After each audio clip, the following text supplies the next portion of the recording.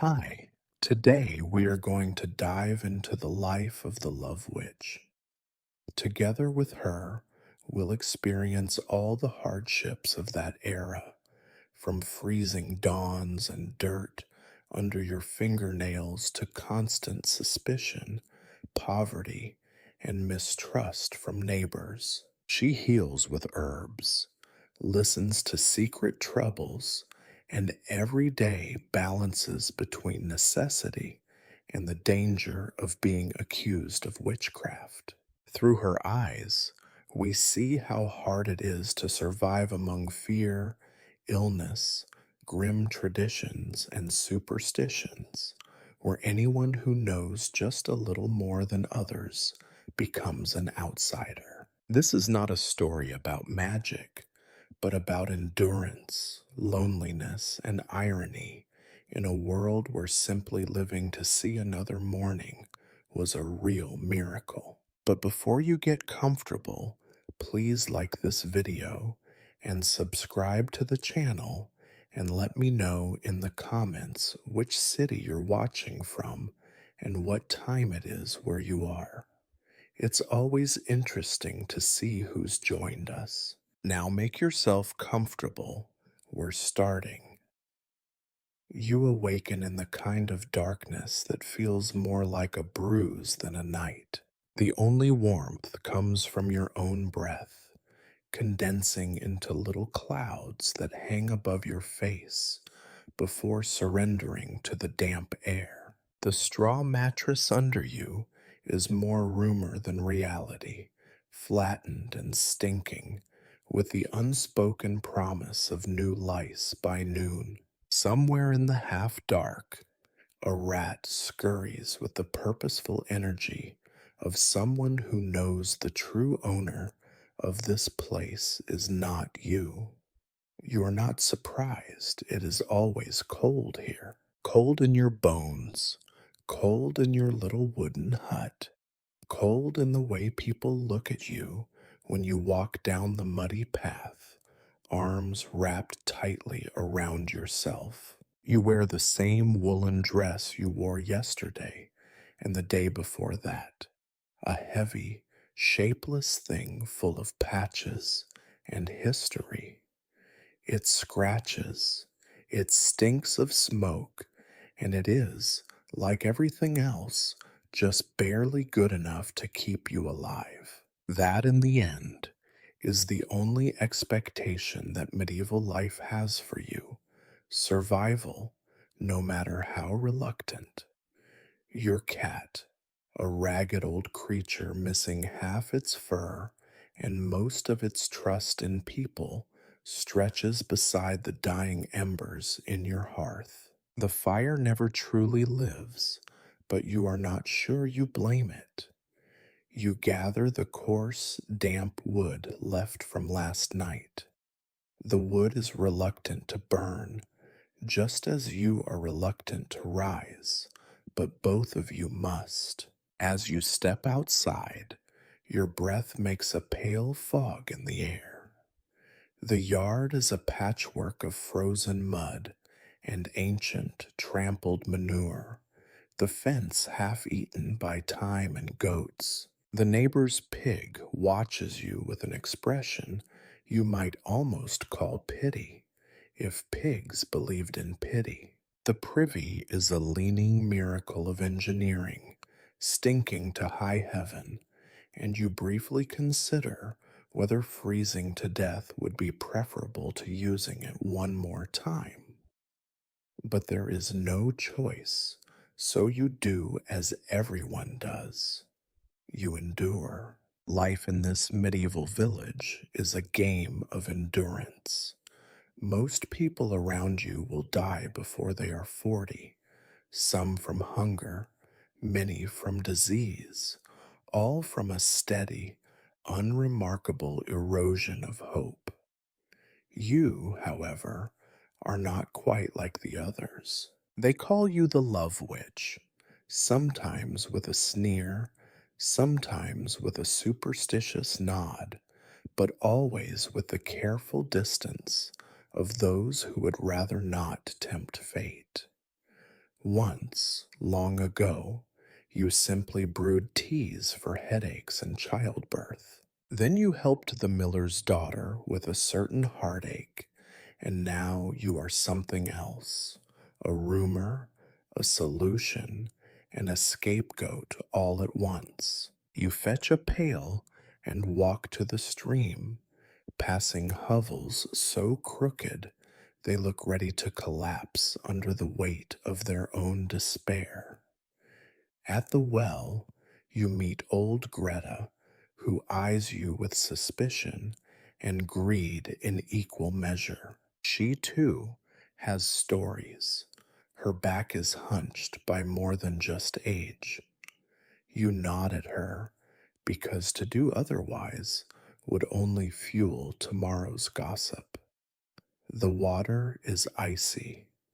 Your hands ache as you dip the bucket, wincing as the freezing liquid bites your fingers. You wonder, as always, if you will ever get used to this, but nobody ever does. Back home, you splash some of the water on your face to chase away sleep, and you remember the words of the last priest: cleanliness is next to godliness. You look around at the endless mud and filth and wonder how close to godliness anyone can really get in a world like this. Your first meal of the day is half a crust of bread, stale and suspiciously damp, but there is nothing else. You chew slowly, listening to the wind as it pushes against the cracked window. Outside, a rooster crows, late as usual, but determined. Somewhere, a woman is already shouting at her husband. Somewhere, a baby is already crying. Somewhere, someone is dying of something old, incurable, and unremarkable. You spend a moment watching the horizon, where the sky is the color of dirty wool and the sun struggles to rise. It promises another day just like this one, a day of mud, hunger, suspicion, and endless grinding survival. But at least you think you are still here, still breathing, still shivering, still feared, still needed, for now that is enough. And so, with resignation and a hint of grim amusement, you begin your day as the love witch, both a curse and a necessity in a world that has little use for hope, but endless use for someone to blame. You might imagine, in your rare moments of hope, that someday you will own something warm and beautiful. But hope is not stitched into the fabric of your clothes. Each morning, your reality is a ritual of pulling on wool that scratches and sags, a relic worn by so many winters that the color it once was is lost beneath the brown of mud, the gray of smoke, and the darker stains of life, best left unnamed. Your only dress is thick and heavy, hand woven from sheep whose lives were only slightly less miserable than yours. The wool itches with a determined vengeance, as if it too resents its fate. Underneath, there are no soft linens, no secret layers of comfort. You wrap strips of rough cloth around your chest and hips, more to keep out the wind than for modesty, since everyone in the village has seen everything at least once, whether by accident or by drunken celebration. Underthings are a luxury for the saints and the dead. For you, there is only what can be patched and mended, then patched again, until the patch becomes the garment and the original fabric is long forgotten. The cold is a constant companion. It is not a sharp cold, not the kind that invigorates and awakens. It is a damp, insidious chill seeping through the chinks in your walls, through the soles of your shoes, if you have any at all, and into your bones. It sits in your chest, slow and heavy, so that each breath feels like swallowing ice. At night, you curl into yourself, hugging your knees, trying to make your body small enough to fit within the radius of your own warmth. Most nights, you fail. The cat, in her grudging way, sometimes agrees to sleep atop your feet, as if to remind you that charity can exist even in a world of scarcity. Everything you own smells of smoke. The fire is not for warmth, but for survival. Its meager flames do not heat the room, but they keep the worst of the dampness away, and more importantly, drive off the insects. Smoke stains everything: your dress, your hair, your skin. You scrub at the grime until your hands are raw, but it is as eternal as the mud outside your door.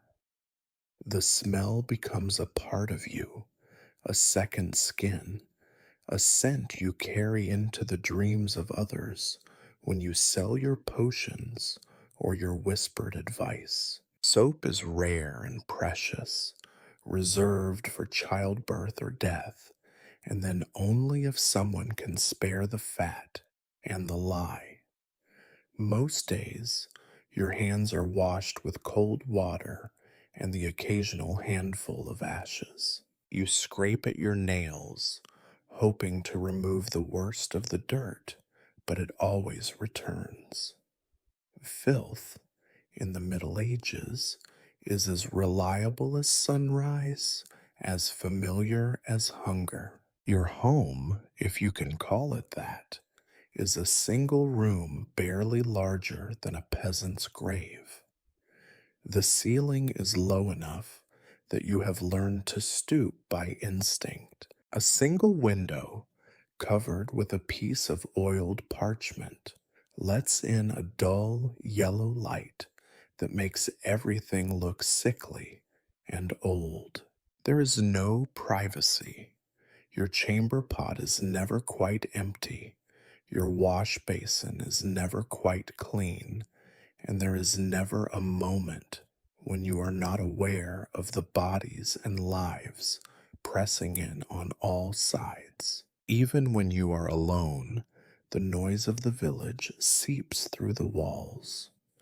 The braying of animals, the wailing of infants, the ever present squabble of neighbors whose arguments are older than memory. You try to keep the floor swept, but dirt reasserts its claim every time someone enters. The rushes scattered on the ground are changed only when their odor becomes too powerful to ignore, which means that they are never really clean, just temporarily less offensive. You sprinkle herbs among them, hoping to mask the smell. Rosemary, if you have it, or mugwort, or sometimes simply the bitter dust from last year's dried flowers. It is a battle you never win. The village itself is a patchwork of wattle and daub, a construction method designed by people who never expected to live long enough to repair it. Every home leaks, every wall sags. The paths between houses are ankle deep in mud, churned by hooves and boots and the slow passage of time. In summer, the dust coats your skin in a thin, gritty film.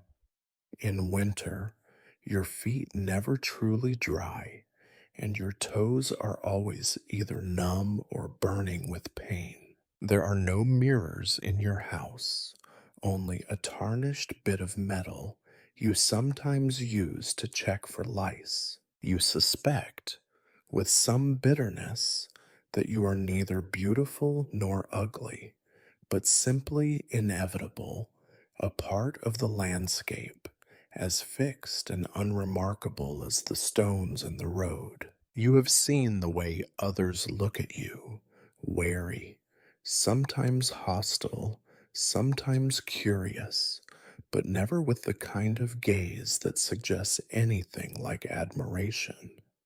The only time you feel clean is in the rain. Then, standing in the open, letting the water beat the dirt from your skin, you remember a world that might have been kinder, but the rain brings its own troubles, cold, sickness, the threat of mudslides that can swallow a house whole. Still, for a moment, you can pretend that you are not just a vessel for filth, that beneath the grime there is someone worth saving. In the evenings, you sit by the fire, wrapping your shawl tighter, counting the days until the thaw, until the mud turns to dust, and the world, for a few short weeks, forgets how to be so miserable. But the cold always returns, and with it the knowledge that nothing changes here, not really. You are as trapped as everyone else, a prisoner of wool and wood, of stench and smoke, and of a history that refuses to move forward. You dream sometimes of new clothes, of linen, of silk, of colors brighter than the mud beneath your feet. But in the morning, you wake to the scratch of wool against your skin, and the cycle begins again. This, you tell yourself, is simply how it is. The Middle Ages do not care for dreams. They care only for endurance. And you, whether you like it or not, endure. You think of breakfast as a ritual, not a meal. In the Middle Ages, food is never about pleasure. It is about survival and resignation. Your day begins not with appetite, but with a grim inventory. What, if anything, has managed to survive the night in the cold corner of your shelf, unclaimed by mold, mice, or neighbors with sticky fingers? As you pick up the hard, grayish lump that calls itself bread, you wonder, not for the first time, what it was like to taste something fresh. No one in the village can remember. This bread was baked 3 days ago, maybe 4, and by now it has taken on the qualities of stone. You crack it against the edge of the table, breaking off a jagged piece, careful to avoid the blue-green spots that signal the bread's slow surrender to time and neglect. There is no butter, there is no honey. On feast days, you might hope for a smear of lard, but this is not a feast day, and there are no feasts on your horizon. You chew slowly, more out of necessity than reverence, feeling the rough edges scrape your gums, working the dry mass into something that can be swallowed. It tastes of flour dust and a hint of yesterday's smoke. Sometimes there is porridge, oats or barley boiled in water until they surrender all texture, all hope, all trace of individuality. Today, the pot sits empty on the hearth, a thin film of congealed starch at the bottom. The last of the grain was used last night, and until you earn more with your remedies or your whispered advice, there will be none. The nearest thing to flavor is the hint of ash from the fire and a faint undertone of old fat left over from the last time someone boiled bones for soup. Water is its own adventure. The well is old, lined with stones worn smooth by generations of desperate hands. You lower the bucket, hearing it splash, and wonder how much of the mud on the surface has made its way into your morning drink. The water is always murky, tasting of earth and something metallic you have learned not to question. You sip carefully, feeling the grit on your tongue, hoping that today the mysterious bitterness is only from the iron and not from some unnameable rot. Milk is for children and the old, and only if the cow has survived the latest round of disease. For you, water will do. If luck is with you, and it rarely is, you may find a bit of cheese, tough and sharp, wrapped in a cloth and hidden from mice. Cheese, like everything else, is a test of endurance. The harder it is, the longer it lasts, the less likely it is to bring pleasure. On rare days, someone brings a boiled egg, traded for a healing tea or a charm to win a stubborn heart. You savor it, knowing the luxury will not return soon. Meat is more memory than reality. The village's livestock are too precious to slaughter, except on holidays or funerals, and even then, the choicest pieces go to the priest, the reeve, or the Lord's men. Occasionally, you might barter for a sliver of pork or a greasy joint of mutton so tough it must be boiled for hours before it will yield to a knife. More often, meat is a rumor, the kind that arrives with the scent of roasting from someone else's hearth, a reminder that some are luckier or more ruthless than you. You have tried in your youth to hunt for yourself, snaring rabbits or trapping birds, but the woods are watched, and the penalties for poaching are as grim as the hunger they seek to prevent. The forest belongs to the Lord, as do the fish in the stream and the deer in the glen. Sometimes, if you are bold or desperate, you take what you can and pray you are not caught. The fear you tell yourself adds flavor. On the most desperate days, you might gather beetles or snails after the rain, or scrape what is left of a hollow bone for marrow. These are not meals, not they are negotiations with death. Each bite a small victory over starvation, each swallow a reminder that you are not yet ready to surrender. You are not alone in your hunger. The village wakes with empty bellies and heavier hearts. Children beg for scraps. Old women hoard crusts in their aprons, and men grumble about the hunt, the harvest, the taxes, the fate that has left them with so little. You have learned to keep your portion hidden, to eat quickly and without ceremony, because envy is a kind of hunger that cannot be sated, and nothing breeds suspicion faster than a full mouth. When you are called the love witch, it is as much a curse as a compliment. People come to you with their troubles. Husbands who will not look at their wives, wives who cannot bear another pregnancy, girls with too much longing, boys with too little courage. They ask for potions, for charms, for words to turn desire into certainty, pain into pleasure, hope into reality. They pay with eggs, with onions, with the promise of a portion of their next meal. Sometimes they pay with nothing but secrets, which are valuable in their own way.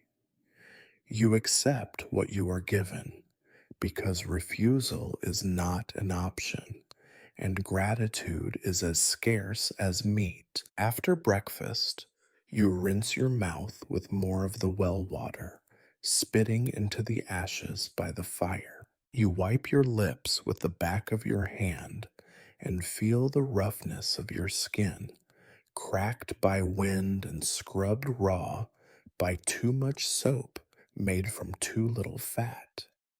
There is no luxury here, not even in hunger. Your teeth ache, not from sweetness, but from the relentless grind of grit and age. You have heard stories of honey cakes and roasted fowl, but they are as distant as the stars. Perhaps you think that is for the best. In a world where every meal is a battle, too much pleasure might seem like a betrayal. You look around your hut, at the crumbs on the table, at the empty shelves and the hunger waiting to return tomorrow, and you know there will always be another morning, another stale crust, another thin cup of muddy water. And as always, you will endure. In a medieval village, privacy is a rumor, not a right. The walls between homes are thin, both literally and figuratively. Secrets seep through cracks in timber and chinks in mud, whispered from ear to ear by women who have little else to fill their days. You, more than most, know the danger of being noticed. It is impossible to avoid notice, of course, when your name rides on the lips of every gossip from sunrise until darkness thickens. They call you the love witch. You hear it spoken in laughter, in fear, in envy. Some whisper it as a curse, others as a last hope. When you pass along the muddy path that connects your cottage to the heart of the village, heads turn, some to look, some to turn away, as if eye contact might draw misfortune, like iron draws the lodestone. Even the dogs seem to hesitate when you walk by, uncertain whether to bark or to slink off in search of easier prey. It was not always like this. Once, you were just another woman trying to survive, a little clever with plants, a little lucky with your hands, a little more willing than most to listen to the stories no one else wanted to hear. The first time you offered a brew for a toothache, the villagers were grateful. The first time you eased a difficult birth, they were almost reverent. Gratitude, you learned, is short lived when it rubs against fear. The trouble began with love, because in the end, every trouble does. The miller's daughter, a plump and tearful girl with hay in her hair, came to you in secret. She spoke of a young man who would not notice her, who admired another, who turned away when she passed. You brewed her a tea, simple enough, laced with marjoram and a hint of honey, and told her to drink it at moonrise. The girl married the boy 3 months later, and her happiness became your undoing. Now, you were not merely a healer, you were a maker of miracles, and every miracle is a threat. By the next season, every woman with a loveless marriage, every mother with a spineless son, Every wife who suspected her husband of wandering sought you out. Some came with eggs, with cheese, with threadbare coins. Some came with fear, unable to look you in the eye. Some, the boldest or the most desperate, came with nothing but a question. Can you make someone love me? Can you make them stop loving another? Can you stop the ache in my chest, the sickness in my belly, the shame in my husband's eyes? You learn to answer carefully. No promises, no guarantees, just a hope in a cup, advice wrapped in riddles, a warning that love cannot be forced, but only invited. Sometimes it worked, sometimes it did not. It hardly mattered. In the village, perception is stronger than truth. A woman found herself pregnant after years of barrenness. Your doing, obviously. A wife discovered her husband's infidelity and left him, your fault, surely. A young man fell ill with fever and died. His mother swore she had seen him speaking to you by the river the night before. You deny it, but denial is a frail shield in a world hungry for blame. You hear them, your neighbors, as you go about your chores. Their voices carry through the air like gnats. She looks you in the eyes and knows what you are thinking. She can bind a man's heart to you or turn it to stone. If your cow stops giving milk, it is because you crossed her. A pinch of her herbs in your husband's stew, and he will never stray again. You might laugh if you could afford to. There is a little magic in your work, just herbs, patience, a keen eye for human longing. But superstition is more stubborn than disease, and so you accept your role, because to fight it would be to invite suspicion, or worse. You keep your head down, your voice low. You never raise your hand, never meet the eyes of the priest when he comes to town. You know the stories, after all. Every village has its witch, and every witch is one bad harvest away from a noose. Still, there are moments when your reputation serves you. The baker's wife brings you a warm loaf in exchange for a handful of mint. The reeve's youngest daughter slips a copper into your hand and asks for a charm to keep her suitor faithful. Sometimes the mere threat of your displeasure is enough to keep a drunkard from beating his wife or a neighbor from accusing you of theft. You wield your reputation like a shield, battered but reliable. Children run past your door, daring each other to knock and run.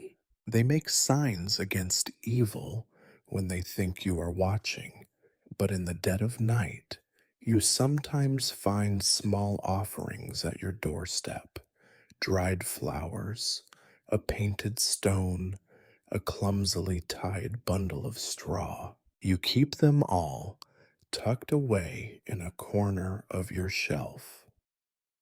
A little respect, even if it comes in the language of fear, is worth more than none at all. You watch the village as it moves around you, the women bent over their spinning, the men at their endless repair of roofs and fences, the children with their muddy faces and ragged laughter. The rhythm of life is unchanged by your presence, even as your name becomes a charm, a warning, a prayer.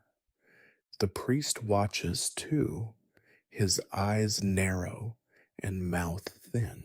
He preaches of sin and temptation, and though he does not name you, you feel the weight of his gaze like a second winter. The sun sets, and you retreat into your cottage, pulling the door tight against the creeping dark. Inside, you stir your potions and sort your herbs by the fading light, wondering which will be called for tomorrow. Something for a broken heart, or something for a broken body. You listen as the gossip dies away, and the village settles into uneasy silence. Tomorrow, the whispers will begin again. Tomorrow, you will be the love witch still, walking the narrow path between hope and suspicion, and knowing that in the end, it is not love that binds you to this place, but the simple, inescapable need to survive. If you want to understand the daily life of a medieval love witch, or of any woman really, begin with dirt. Dirt is not an enemy to be vanquished, but a constant, eternal companion, like hunger or regret. It arrives on the soles of every boot, under every fingernail, and in every crack of every floorboard. Dirt drifts in with the wind, rides in on the backs of animals, and multiplies in the places you least expect. You learn to accept it, to move it from one corner to another, to live in a world where the cleanest thing you own is the inside of your dreams. You start your day by sweeping the floor. The broom is made of twigs, bound together with a length of string that grows shorter each month. Each sweep gathers more straw than dust, more dust than hope. The rushes on your floor, meant to soak up filth, are long past their usefulness. At first, you scattered sweet herbs among them, rosemary, sage, lavender if you could trade for it. But the scents faded quickly, overwhelmed by the endless tide of sweat, spilled broth, spilled blood, and spilled secrets. Now, the rushes are simply a mat for the mud that oozes in, especially when it rains. Your furniture is spare and practical. A table built by a neighbor, legs uneven but sturdy. A bench so worn by years of use that it has become smooth and shiny where hundreds of hands have pressed against it. A single rickety stool for guests, though few ever dare to sit. Everything is pocked, chipped, gnawed by the teeth of time and mice. You dust each surface with a damp rag, watching as the cloth grows browner with every pass.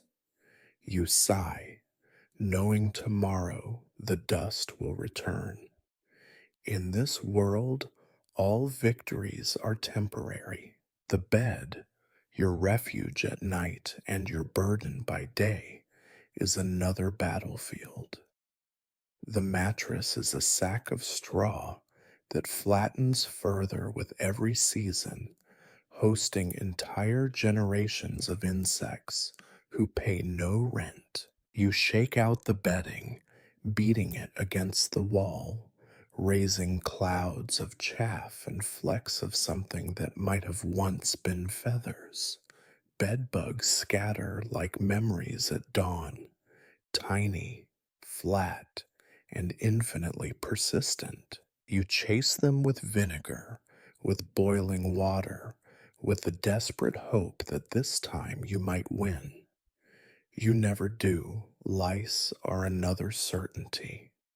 You pick at your scalp, working through your hair with a comb made from wood and patience. Sometimes you find the nits, white and stubborn, clinging to every strand. You know the smell of vinegar as well as you know the smell of your own sweat. Some days you burn the comb and carve another from bone, muttering curses the old women taught you when you were a child. Nothing helps for long.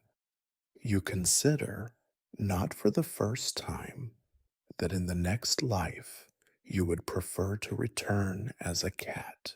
Then there are the fleas, which you blame on the animals, but which you suspect are simply part of the furniture by now. You see them leap from the rushes to your skirt, from your skirt to your skin, from your skin to the cat, and so on in a circle as eternal as the church's calendar. Washing your clothes is an exercise in futility. You haul water from the well, heat it over the fire, and scrub your dress against a rock, working lye into the wool until your knuckles bleed. The water turns black, but the stains remain. Each time you wring out the garment, it weighs twice as much as it did before, and still smells of smoke, of sweat, of the indelible presence of living. Cooking is another battle, fought daily and rarely won. The hearth is smoky, the chimney a temperamental thing that prefers to send fumes into your eyes rather than out into the world.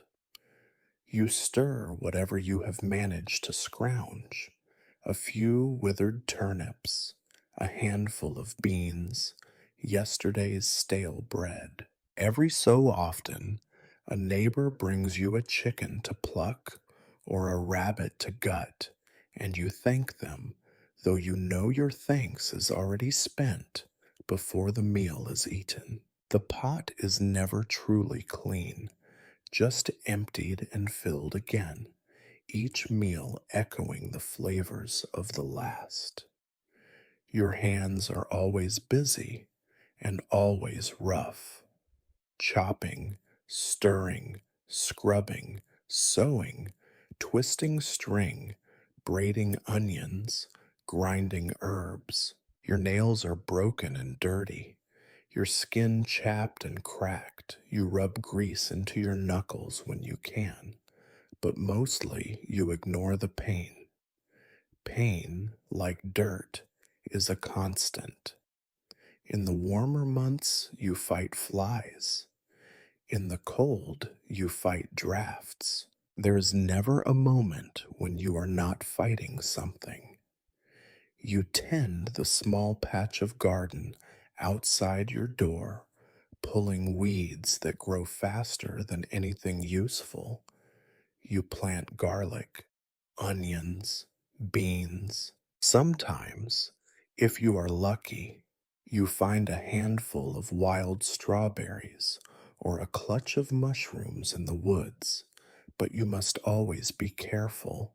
Some are edible, some are deadly, and the difference is not always obvious. You dry what you can, pickle what you cannot, and trade what is left for bread or gossip.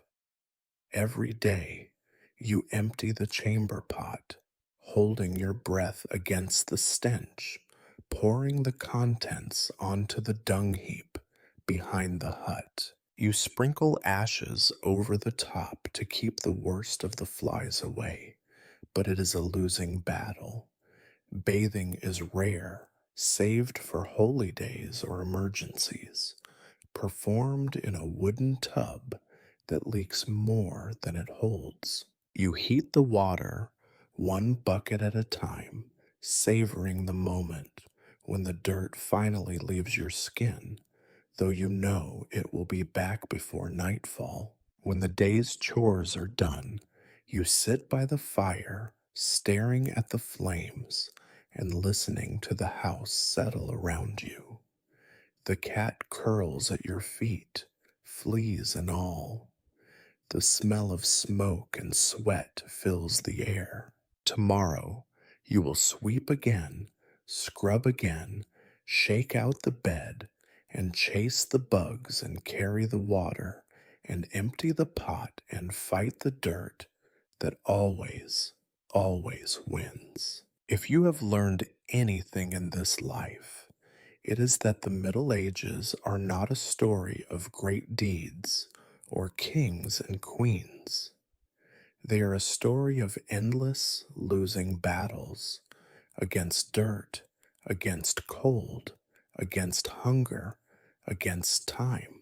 But you endure because there is nothing else to do.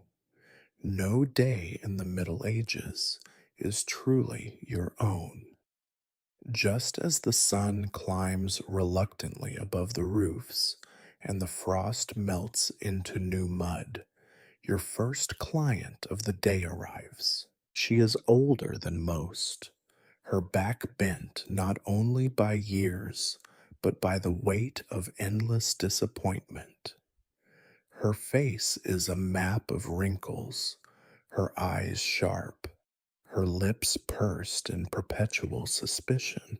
Her name is Marta, though everyone calls her Auntie Marta. Whether out of affection or habit, it is hard to tell. She knocks once, sharply, and lets herself in, because the concept of privacy here is as rare as a warm, dry night. Mornin', she mutters, glancing around as if expecting to find evidence of the devil himself crouched behind your bench. You're not too busy, are you?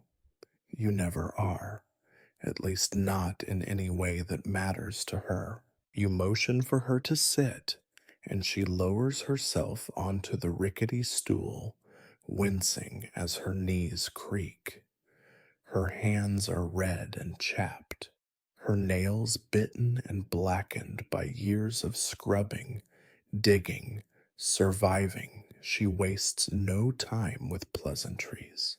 I have a rash, she says, as if it were a crime. On my arms, on my neck, and now it's on my belly, too. She leans in, as if confiding a secret, though her voice is loud enough for the chickens outside to hear.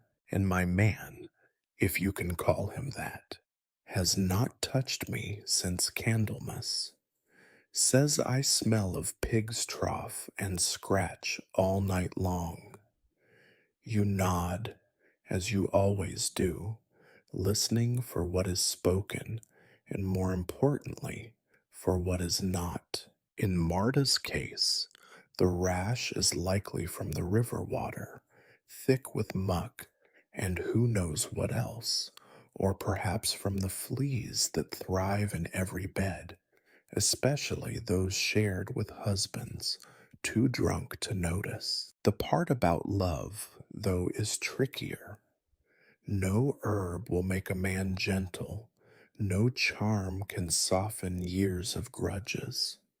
But you know better than to say so.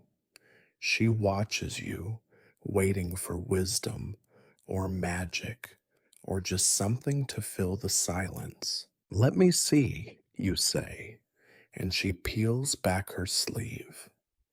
The skin beneath is red and raw, speckled with the kind of rash you have seen 100 times before. You fetch a jar of lard mixed with plantain, a little marigold, and a few drops of vinegar, your standard answer to most things that itch. Rub this on twice a day, you tell her, pressing the jar into her calloused palm. And no river washing, not until the rash is gone. She grunts, tucks the jar into her apron, and looks at you sidelong. And the other thing? She asks, voice dropping, the matter of the bed. There it is, the real reason for her visit. You look at her, this woman who has borne 6 children, buried 3, worked through famine and fever, and still wants to be loved. There is something both tragic and defiant about her hope. You move to your shelf, where you keep your jars of dried herbs, roots, and secrets. For matters of the heart, or at least of desire, you reach for a pinch of aniseed, a sprig of thyme, a crumbled leaf of rosemary, and, for good measure, a dried rose petal from last year's feast day. Into a small linen pouch they go, tied with a bit of red thread. Place this under your pillow, you instruct, and burn a little before bed. It will sweeten the air and maybe your husband's temper. She nods, not quite meeting your eyes. She wants to believe, maybe she does believe, that you have power over such things. In truth, you suspect the scent will do little but mask the smell of old straw and sweat. Still, belief is sometimes enough. Marta rummages in her pocket and produces payment: 2 small onions and a hunk of yellow cheese wrapped in waxed cloth. It is what I have, she says, with a trace of pride. You accept it gratefully. Food is always more valuable than coins. Before she goes, she pauses at your door, glancing back at you as if she wants to ask more or confess something. But words are heavy, and the morning is still young. She shuffles out, leaving a faint trail of disappointment and hope in her wake. You tuck the onions away and sit quietly for a moment, listening to the distant noise of the village. You think about all the other women who have come to you: the girl with the sickly child, the farmer's wife with the aching joints, the widow who simply wanted to dream of her dead husband one more night. Their problems are old as the earth, and just as persistent. There is no glamour in this work. No one leaves your cottage transformed. They leave with ointments for rashes, teas for sleep, charms for luck, and sometimes, on the rarest of days, with the hope that things might be different tomorrow. You do not begrudge them their belief in your magic. In truth, it is all you have to offer. Hope, in the Middle Ages, is more valuable than gold, though it is even harder to come by. As you clean up after Marta's visit, you notice a trail of muddy footprints left across your newly swept floor. You sigh and fetch your broom again.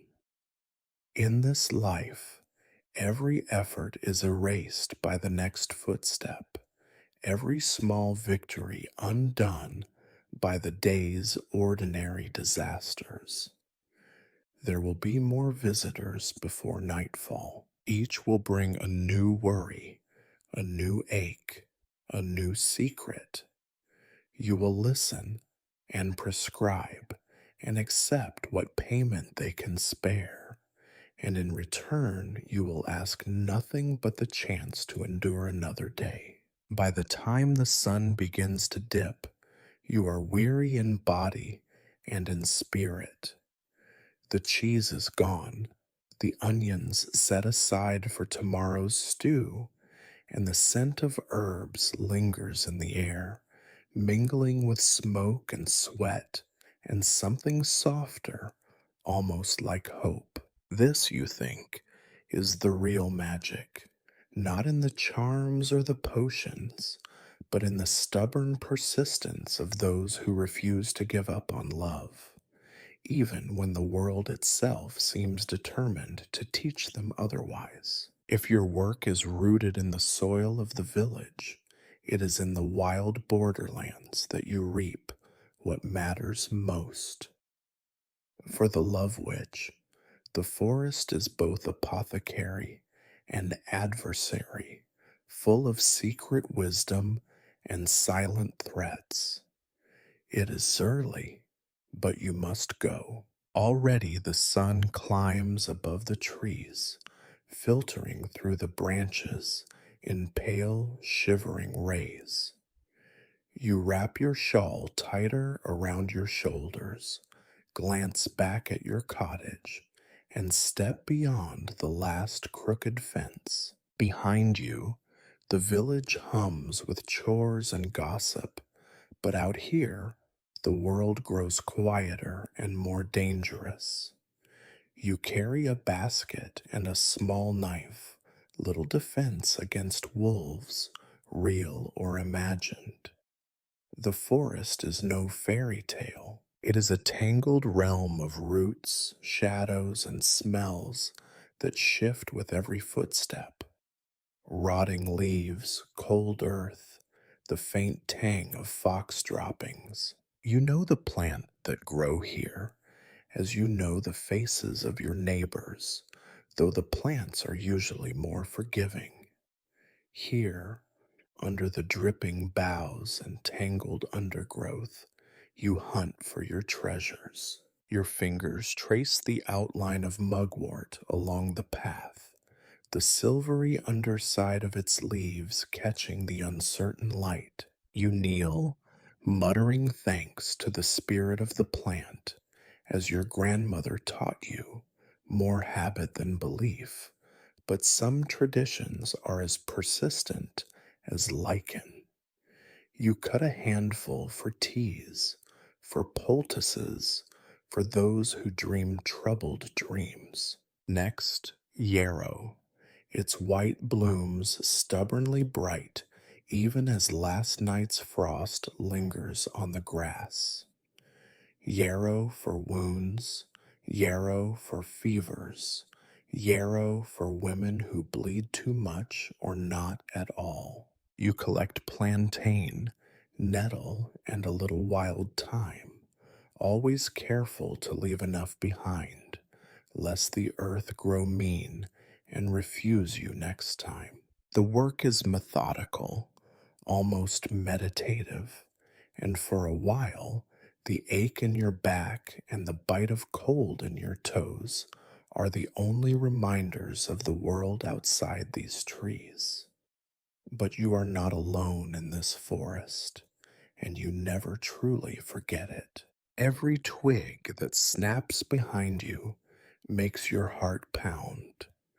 Every magpie's cackle sounds like the laughter of some invisible watcher.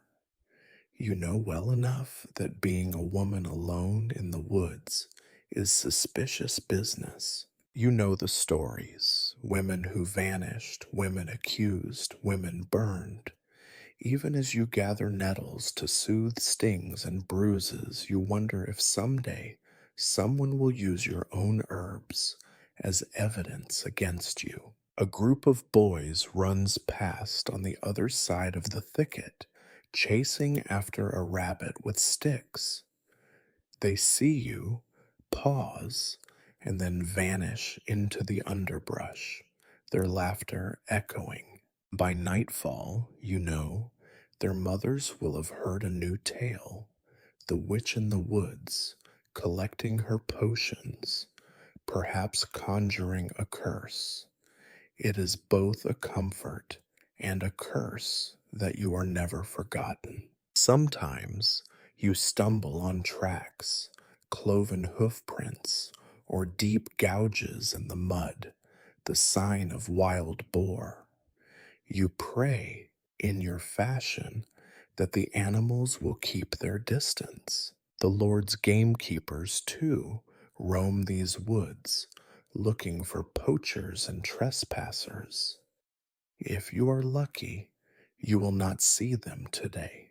It is not poaching to gather herbs, not truly, but luck is always a matter of interpretation in the eyes of those with power. You know enough to keep your head down, your basket hidden, and your words careful. If asked, You will say you are collecting for the sick, for the babies born too early, for the priest's own headaches, always for others, never for yourself. Once, a girl from the next village was caught with a dead rabbit and a bundle of roots. The Lord's men marched her through the town, her head bowed, her eyes stubborn. No one speaks of her now, except in the quietest whispers.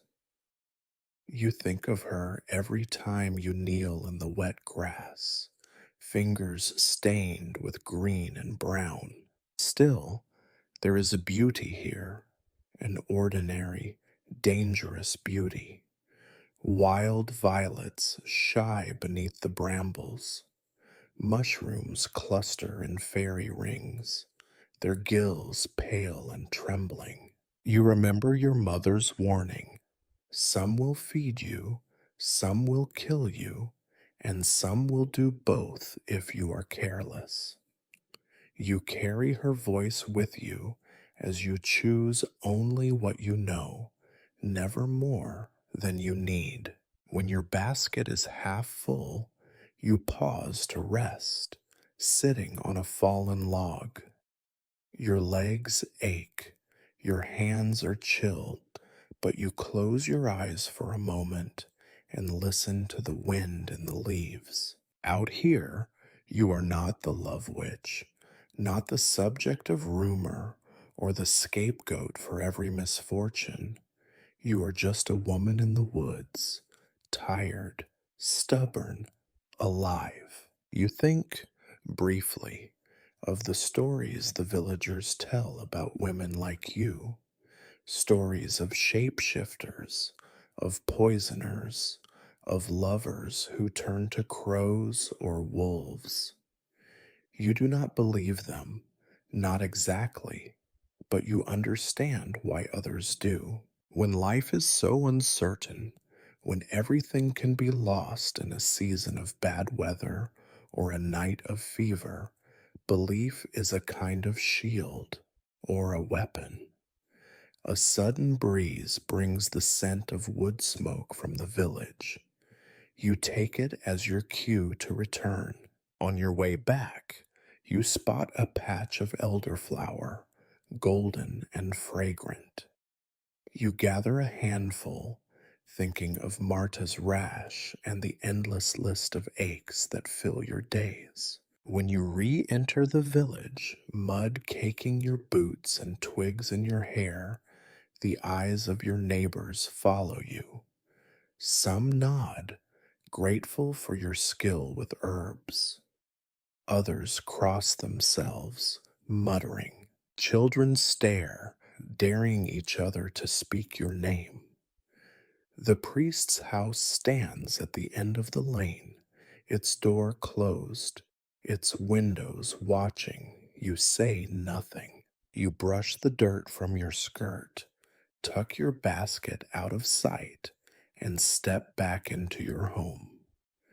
Tomorrow, someone will knock, asking for a cure, for a charm, for a taste of hope. Tonight, you will dry your herbs by the fire and listen for the distant cry of an owl. For now, you have survived the forest and the suspicion, and that is victory enough. If the forest is where you find what you need to survive, the church is where you must learn how to hide. In your village, the church is not just a building, it is the axis on which the world turns, or so the priest would have everyone believe. Its bell tolls out the hours of prayer and toil, and every villager, willingly or otherwise, is caught in its orbit. The church itself is a squat, stone affair, older than most of the houses, its roof patched with fresh straw every spring. Its walls are cold and damp, sweating with the memory of countless winters. Inside, it smells of old incense and newer fear, of candle wax, and the sour tang of too many unwashed bodies pressed together in a space far too small. Even the sunlight is reluctant here, squeezing through the narrow windows in pale, dusty beams.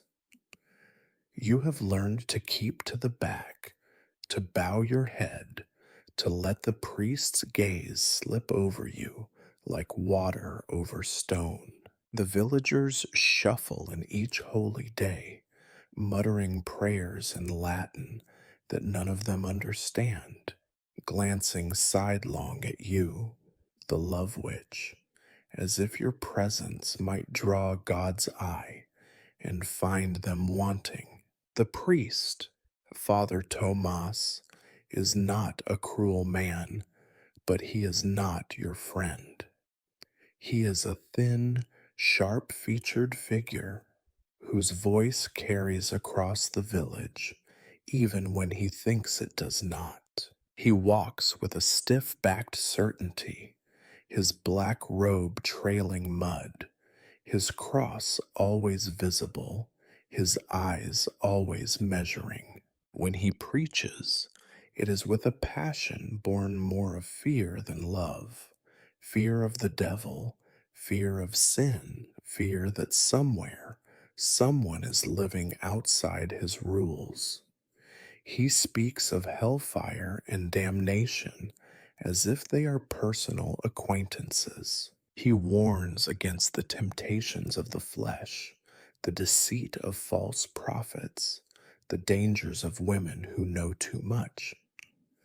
Sometimes his sermons seem aimed directly at you. Beware those who offer false hope, he intones, voice echoing from the stone. The Lord is the only healer. Seek not the wisdom of herbs or the cunning of witches.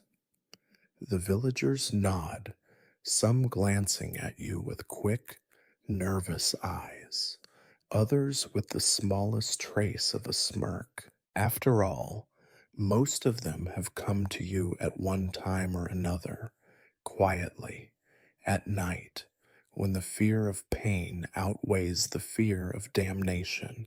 Father Tomas visits the sick, but his cures are prayers and a dab of oil, perhaps a relic pressed to a feverish brow. Sometimes the prayers work. More often, the family calls for you the next morning, desperation outweighing doctrine. You are careful, always careful, never to contradict him in public. If he sees you at a bedside, you defer, offering your remedies as blessings of nature or God's simple gifts. If he asks about your herbs, you name only those mentioned in Scripture: hyssop, frankincense, bitter aloe. You avoid the word magic as one might avoid a plague rat. The power struggle between you and the priest is unspoken, but ever present. You heal bodies, he heals souls, or so it is supposed to be. But the villagers are practical. They want results. They pray on Sunday, then slip you an egg or a coin on Monday for a charm or a tea. The priest knows, of course. There are only so many secrets in a village so small. Sometimes he confronts you, not with open accusation, but with questions wrapped in warning. Do you believe faith is enough? He asks, eyes sharp. Faith is what keeps us through the night, you reply, voice steady. But sometimes the Lord also sends help through simple hands. You sense in him a man both threatened and fascinated. His knowledge is from books, his authority from Rome. Yours is from soil and suffering and the thousand small aches of everyday life. He cannot boil a fever down to a single verse. He cannot set a broken bone, coax a breech baby into the world, or ease the pain of a dying man. He can promise heaven, though, and for some, that is enough. During Lent, he grows stricter, warning of the devil's temptations lurking in every shadow. You are, naturally, a likely candidate for such suspicion. He speaks of witches in far off towns, of trials and confessions, of women who made pacts for knowledge not meant for mortals. You listen in silence, feeling the eyes of the villagers shift toward you, then away, guilty and grateful. But he cannot rid himself of you. Even he is not immune to pain, to sleepless nights, to the mystery of the world's endless misery. More than once, you have found him at your door after sunset, cloaked and weary, asking for something for the headaches, or a little help for Father John's cough. You give him what he asks, no more, no less. He thanks you stiffly and disappears before dawn.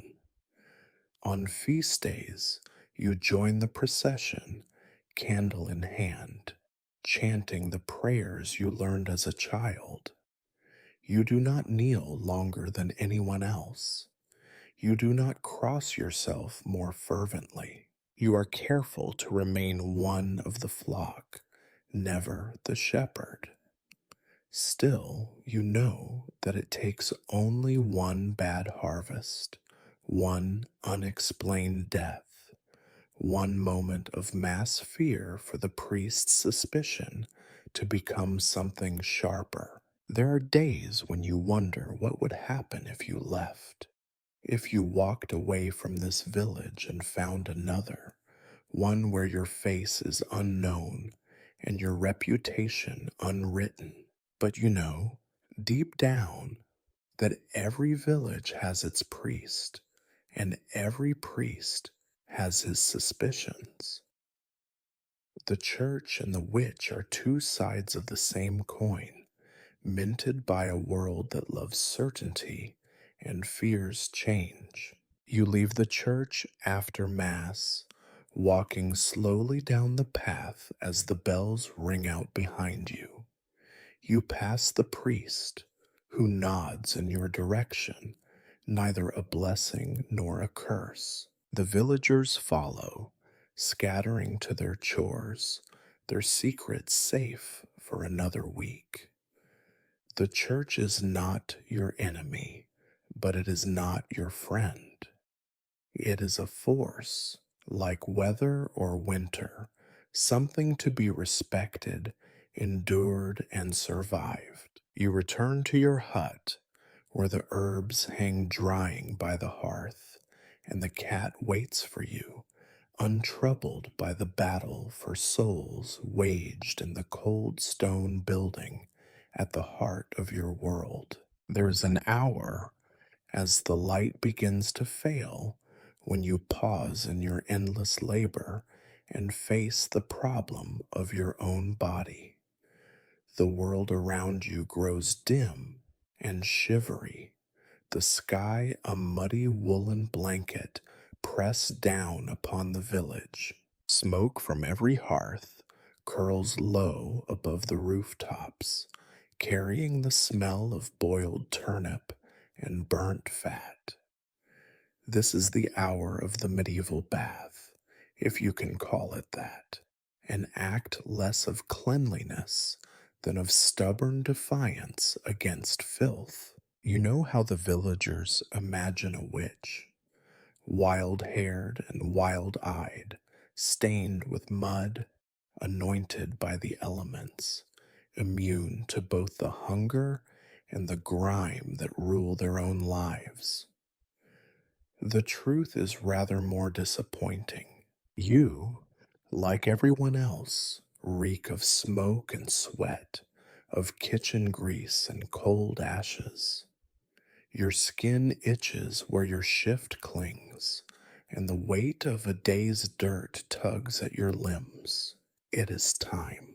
You empty the hearth of its dull, ashy embers and set a pot of water to warm. There is never enough firewood, so the water is never truly hot, just less frigid than what seeps from the well. You strip off your layers, feeling the cold creep over your flesh in a way that is somehow sharper than the heat of the day's sun. Each garment peels away with a reluctant sigh, dropping to the rush strewn floor in a heap of faded color and stubborn stains.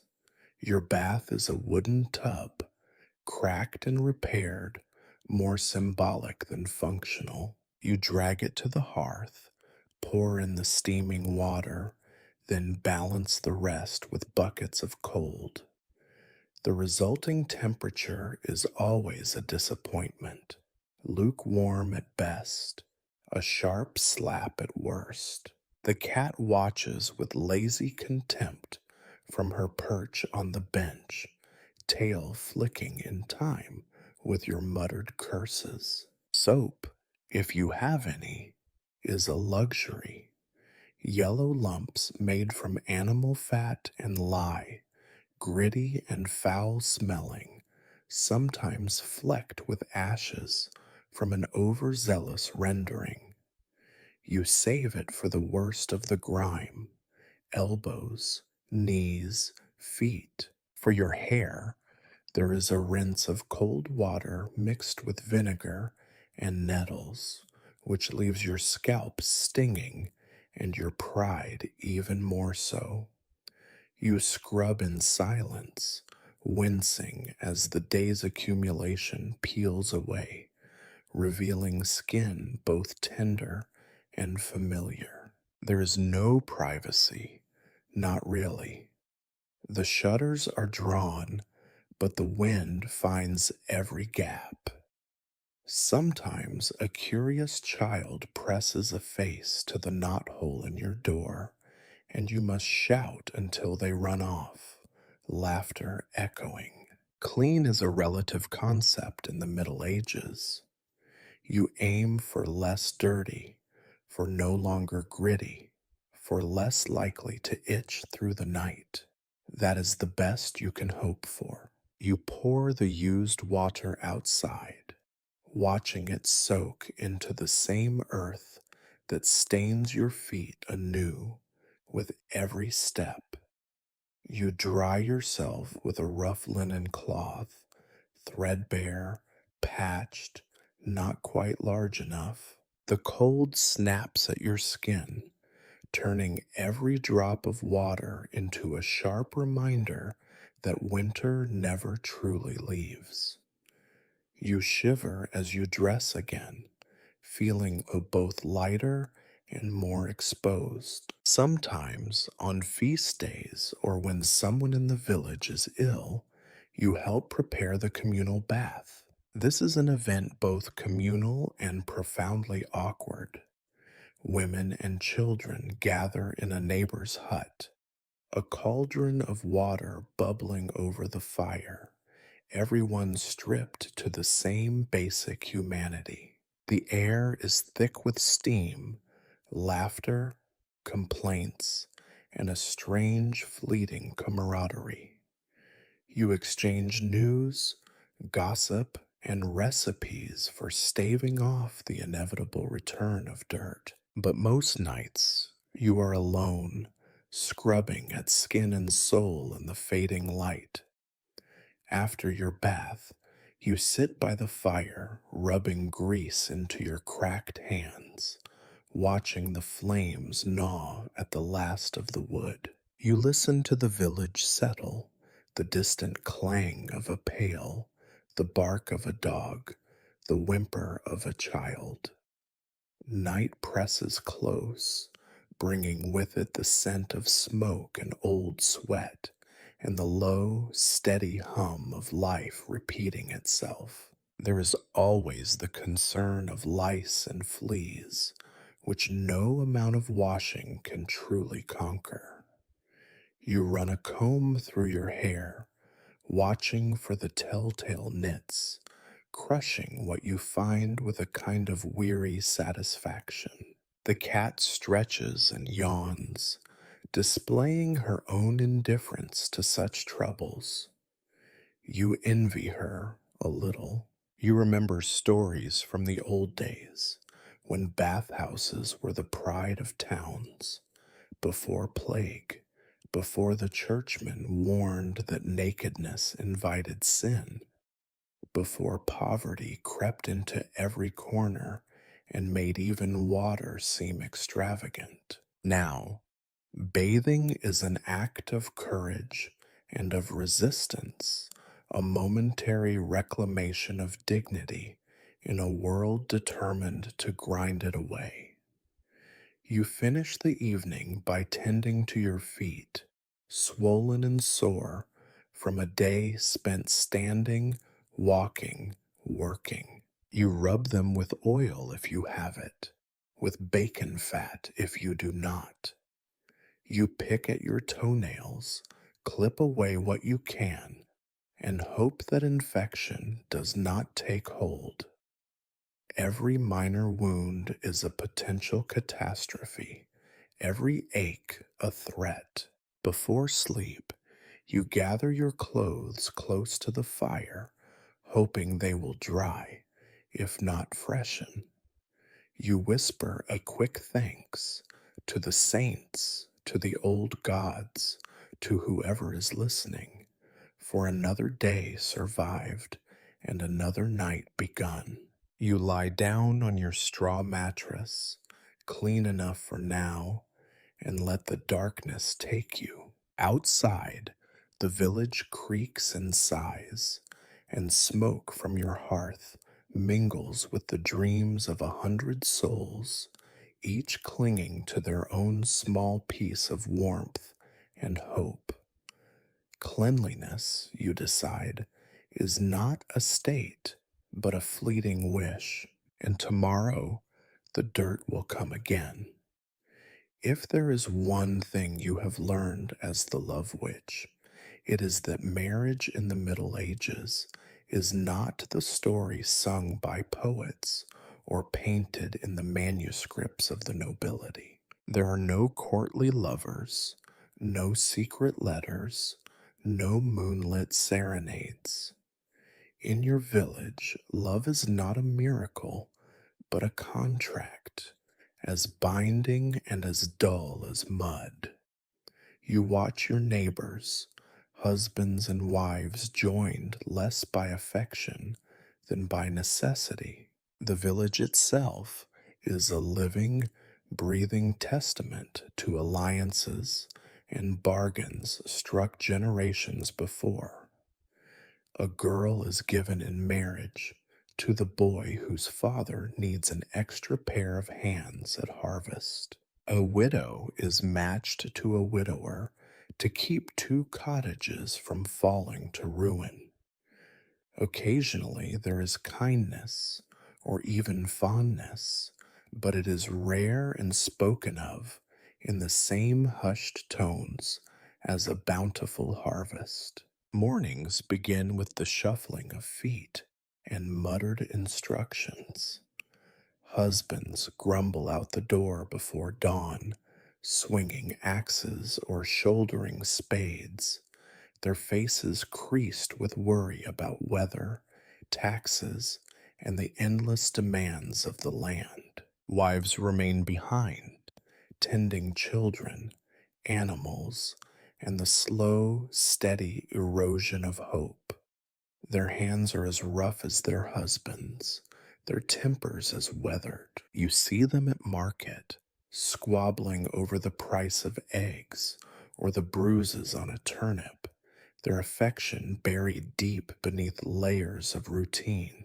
It is not that they do not care for each other, but that caring has little place in a world where survival is the only true virtue. You hear the stories, whispered in your ear with all the solemnity of confession.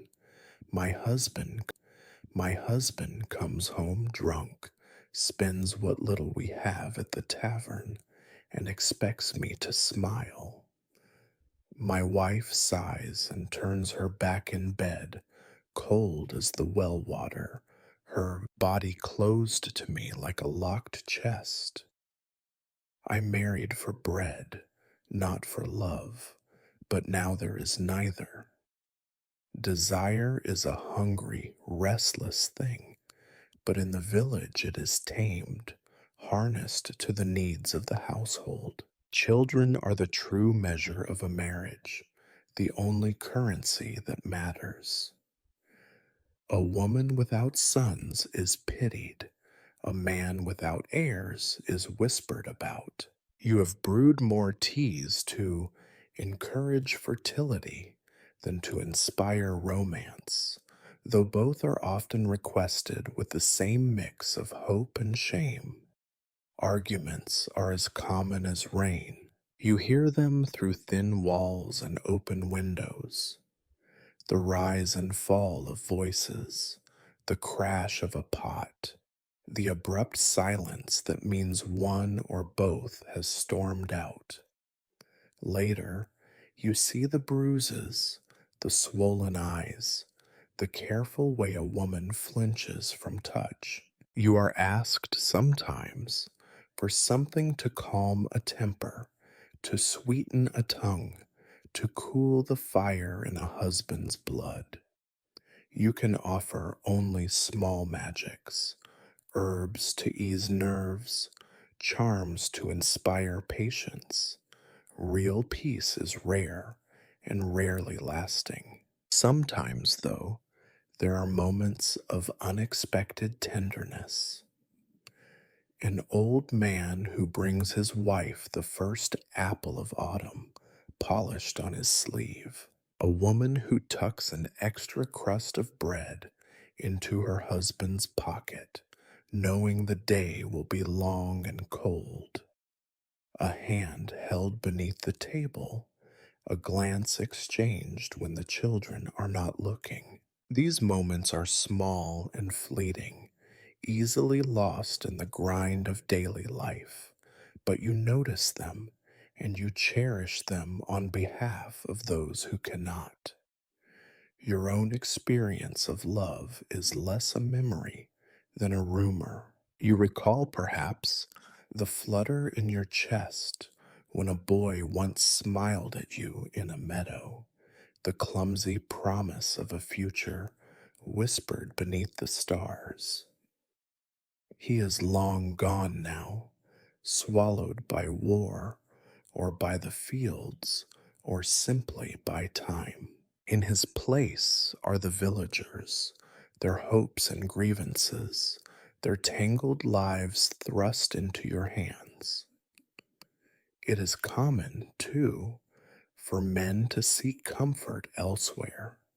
The tavern is full of secrets, the woods even more so. Wives pretend not to notice, or else they come to you for something to make their husbands forget the other woman.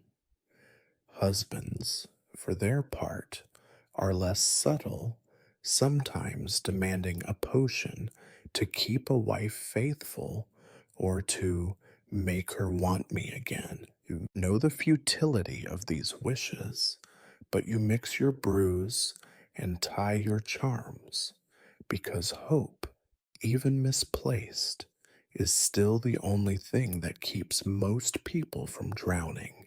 The church preaches about the sanctity of marriage, the sacredness of union, the sin of desire outside the bonds of holy matrimony. The priest thunders from the pulpit, and the villagers bow their heads, but in the privacy of their homes, they bargain with you. I want my husband to look at me the way he used to, confesses one woman, eyes shining. I want my wife to laugh again, pleads a man, voice rough with shame. You have learned that laughter is more powerful than any potion, that a kind word is sometimes more magical than any spell. But such things are in short supply, and so you continue your work, half healer, half confessor, never quite either.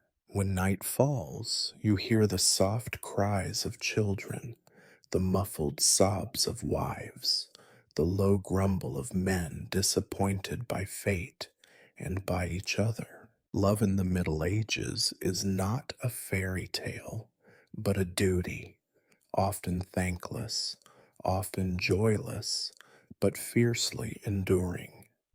You wonder sometimes what will become of the children who watch their parents' lives unfold in such a narrow theater. Will they carry the same burdens, the same disappointments, the same silent longing? Or will they, by some miracle, find a little joy among the ashes? For now, you do what you can.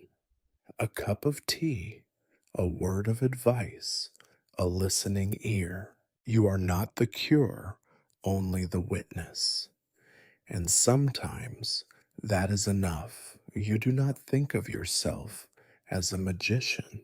You think of yourself as someone's granddaughter, hands stained with the same juice of roots and berries your grandmother used, voice carrying the same prayers and curses handed down like family silver, only less valuable. Magic, as the villagers imagine it, is a thing of fire and thunder, a sudden, showy bending of the world. But for you, magic is smaller, quieter, and always a little disappointing. Magic is the slow, muddy process of fighting real pain with whatever scraps of knowledge and superstition you have. Your grandmother was a woman of secrets, some wise, some merely strange. She whispered that yarrow sewn into a shirt would keep away fever, and that garlic by the door would keep away death. She taught you how to tell nettles from sorrel, how to boil comfrey until it thickened, how to grind willow bark and stir honey into it for the bitterest of aches. She taught you what to say to a crying child when the poultices did nothing, how to murmur comfort, how to distract with a song, how to listen as if listening alone could undo the world's cruelty. This is the real work of a love witch. The love part is mostly rumor, but the pain is very real.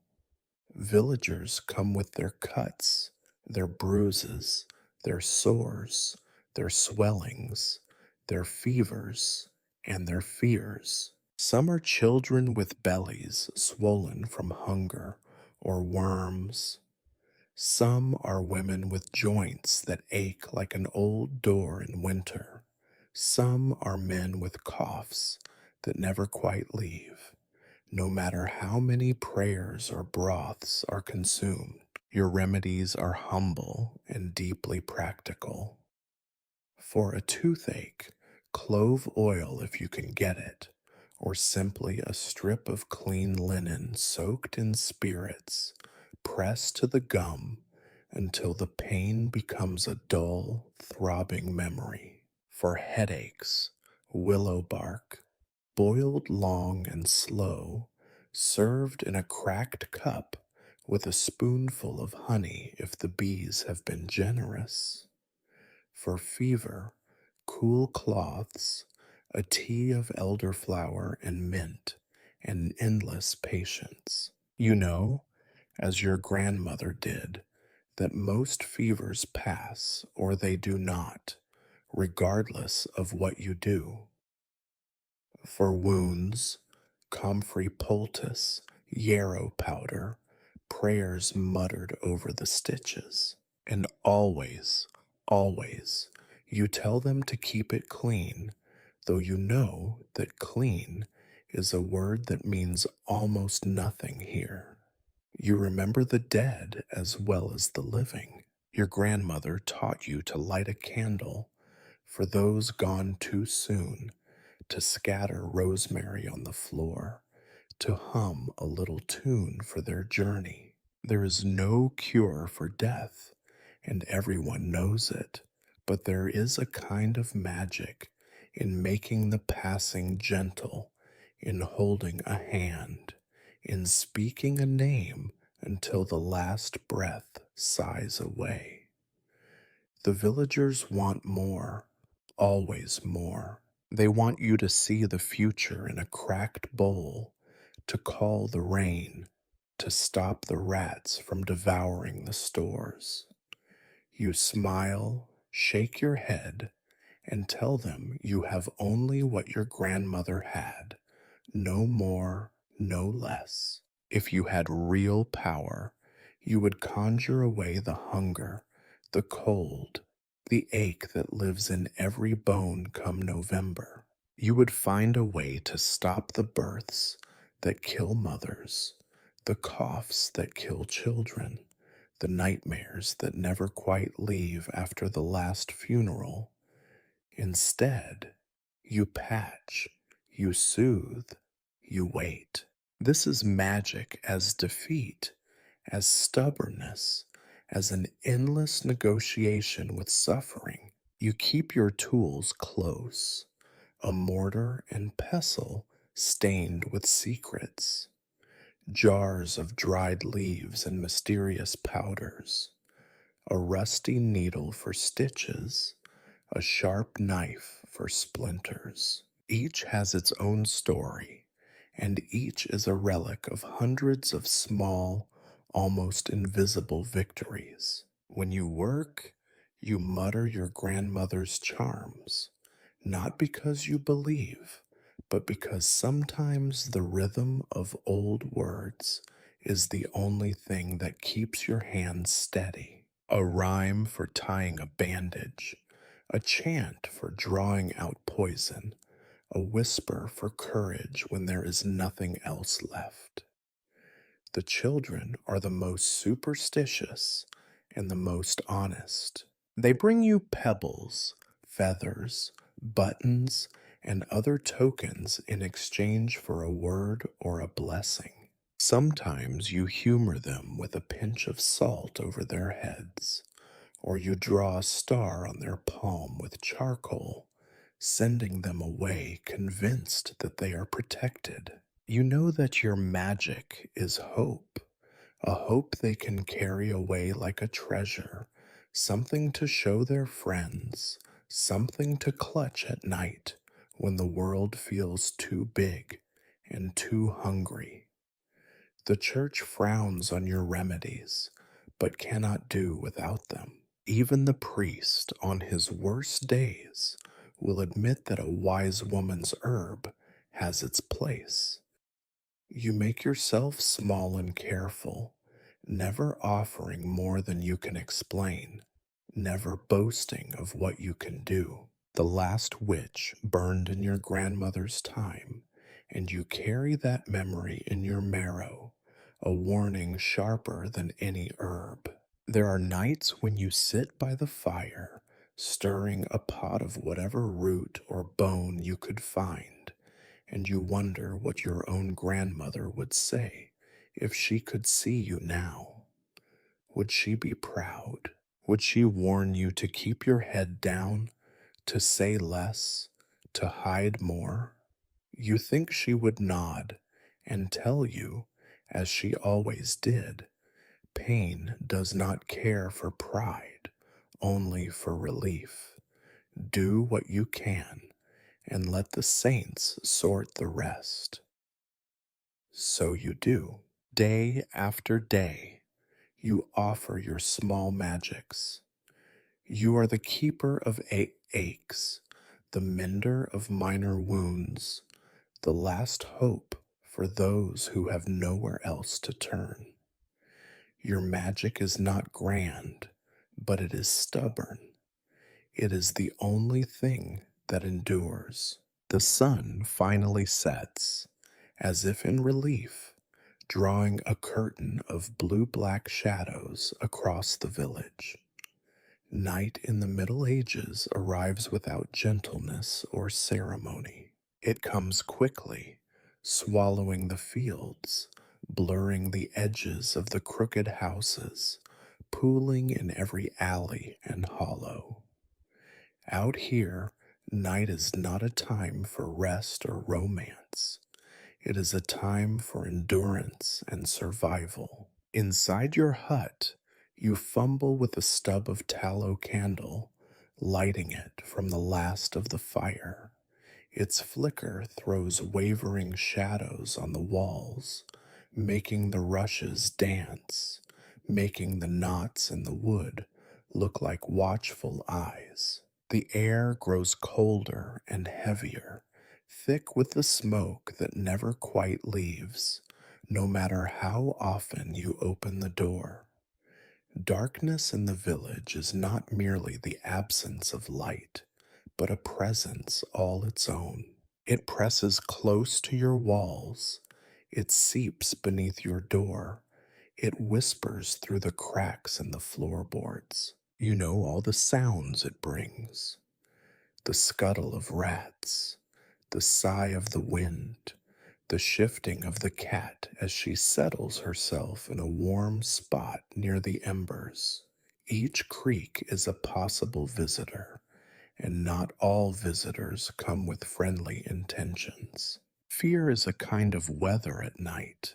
It drifts through every home, settles on every heart.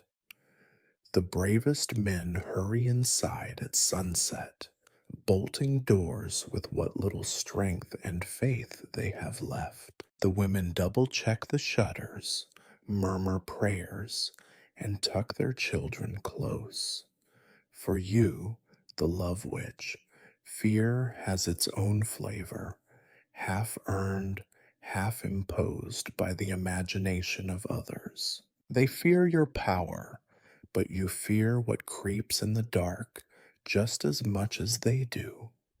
The night brings thieves, both of the animal and the human kind. Foxes, emboldened by hunger, circle the hen coops. The occasional wolf is rumored to haunt the forest's edge, though you have seen only paw prints in the mud, never the animal itself. More real are the human thieves, drifters on the road, outlaws exiled from other villages, sometimes even your own neighbors, when hunger and desperation overcome decency. You sleep with your basket of dried herbs tucked under your mattress, your few coins hidden in the ashes, a knife near to hand, though you doubt you would use it in time. Stories make the rounds, always growing darker with every telling.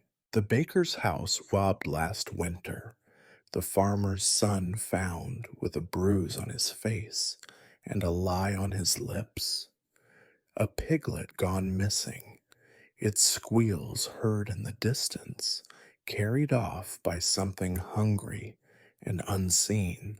Sometimes the thief is a stranger, sometimes a neighbor you have known since childhood. In the morning, people look at each other with narrowed eyes, suspicion as thick as the morning fog. Your own fears are old companions, grown familiar but never quite friendly. You remember the years when winter brought not only cold, but the specter of disease, fevers that rose at dusk, chills that deepened with the night, coughs that rattled in the darkness until they faded into silence. There is always the worry that a knock at your door after sunset means news of sickness, a desperate plea, or the arrival of someone who wishes you harm.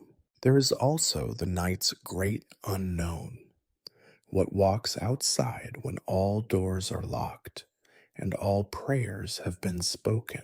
You have heard the stories, shadowy figures slipping through the lanes, women who change shape, men who speak with animals, spirits who curse the fields if not appeased with bread and salt. You do not truly believe, but the dark is persuasive, and doubt seeps in like water through the thatch.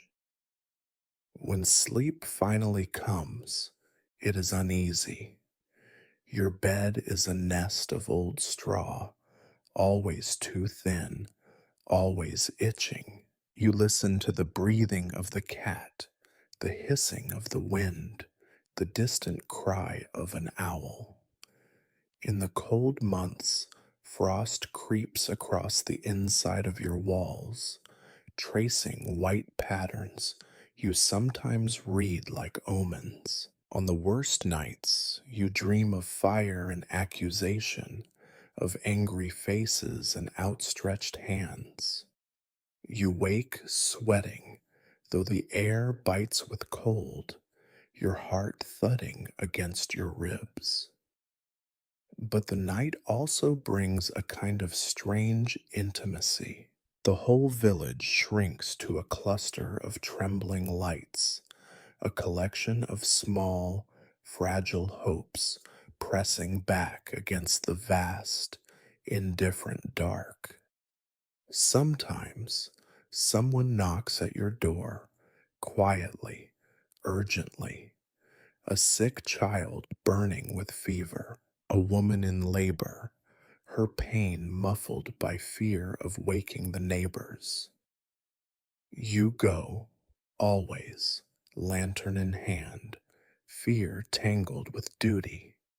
The night outside is a tunnel, the path uneven and treacherous, but your steps are steady. For all their suspicion, the villagers know they need you when the dark is deepest.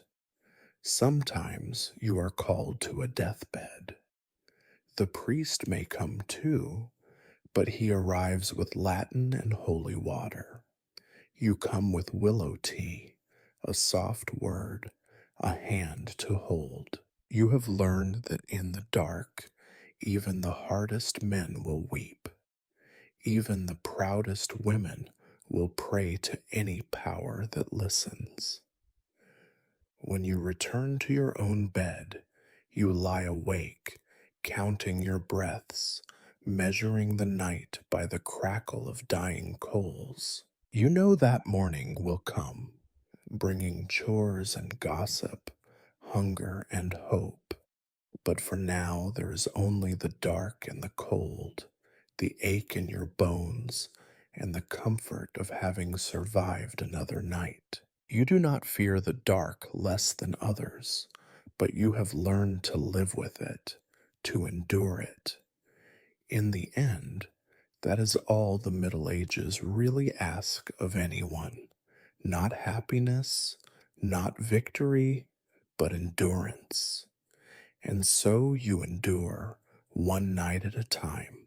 It is dawn, and the village stirs with the kind of slow reluctance that comes from too many hard years and too little reward. In the pale morning light, the two groups most vulnerable to the world's cruelties are the first to catch your eye: the children and the old. In a place where life is short and comfort is rare, these are the faces that tell the true story of survival, frailty, and the stubbornness of hope. Children in the village are everywhere, and yet, somehow, never quite enough. They swarm like sparrows through the muddy lanes, their feet bare, their hair tangled, their faces streaked with whatever the earth and yesterday's meals have left behind. They learn early that the world is not gentle. There are no toys, only the broken tools of the adults, a stick that becomes a sword, a rag that becomes a doll. They play in the mud, in the cold, under the watchful, tired gaze of mothers who know how thin the line is between a game and an accident. A scraped knee is ignored, a cough is worried over, a cut can fester into a fever, a chill into a shroud. You know too well how many do not survive. Each year, the village buries almost as many children as it welcomes. The little graves on the edge of the churchyard tell stories that no one speaks aloud. Still, the children run, shout, chase one another with a reckless energy, as if daring death to try again.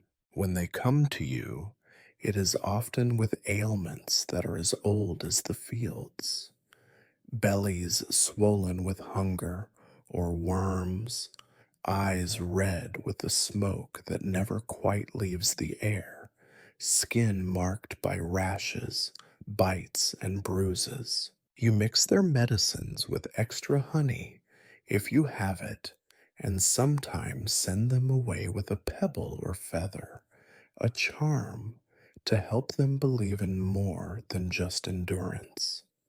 Their laughter is rare but fierce, a sudden sunlight in a gray world. When one child is lost to fever or to an accident in the woods or water, the village mourns quietly, not because grief is rare, but because it is so familiar.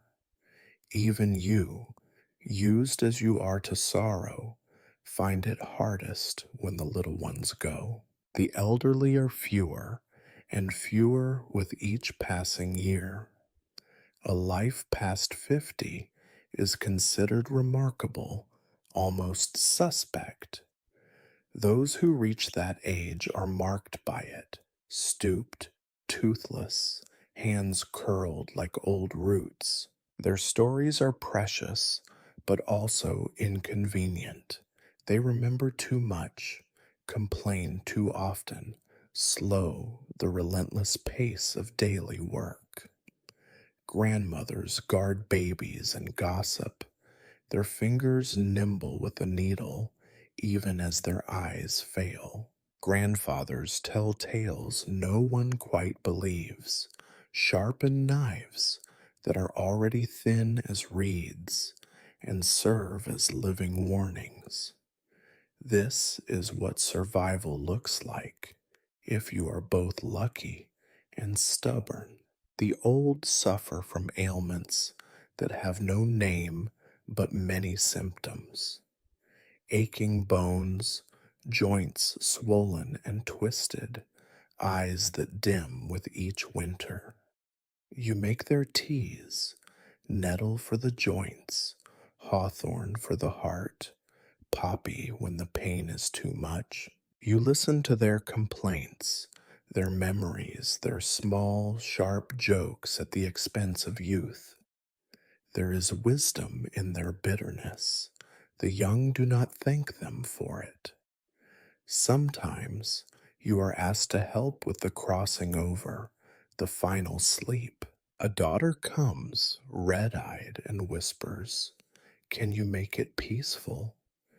You brew a draught strong enough to dull pain, and you sit in silence as a last breath is drawn, as another life is folded away into the past. After, you help with the rituals, washing the body, laying out herbs, lighting candles. The church handles the soul, but you handle the flesh, and there is no honor in it, only necessity. Children and the elderly are united by their frailty, but also by their hope. The children hope for games and scraps of bread, for sunshine and stories, for a tomorrow that might be a little less hard. The old hope for rest, for warmth, for the peace that eluded them all their lives. You are, for both, a kind of guardian, half nurse, half hedge against despair. You tell stories when you can, sing old songs when the fire burns low, share what little comfort you have. It is the children and the old who keep the memory of magic alive.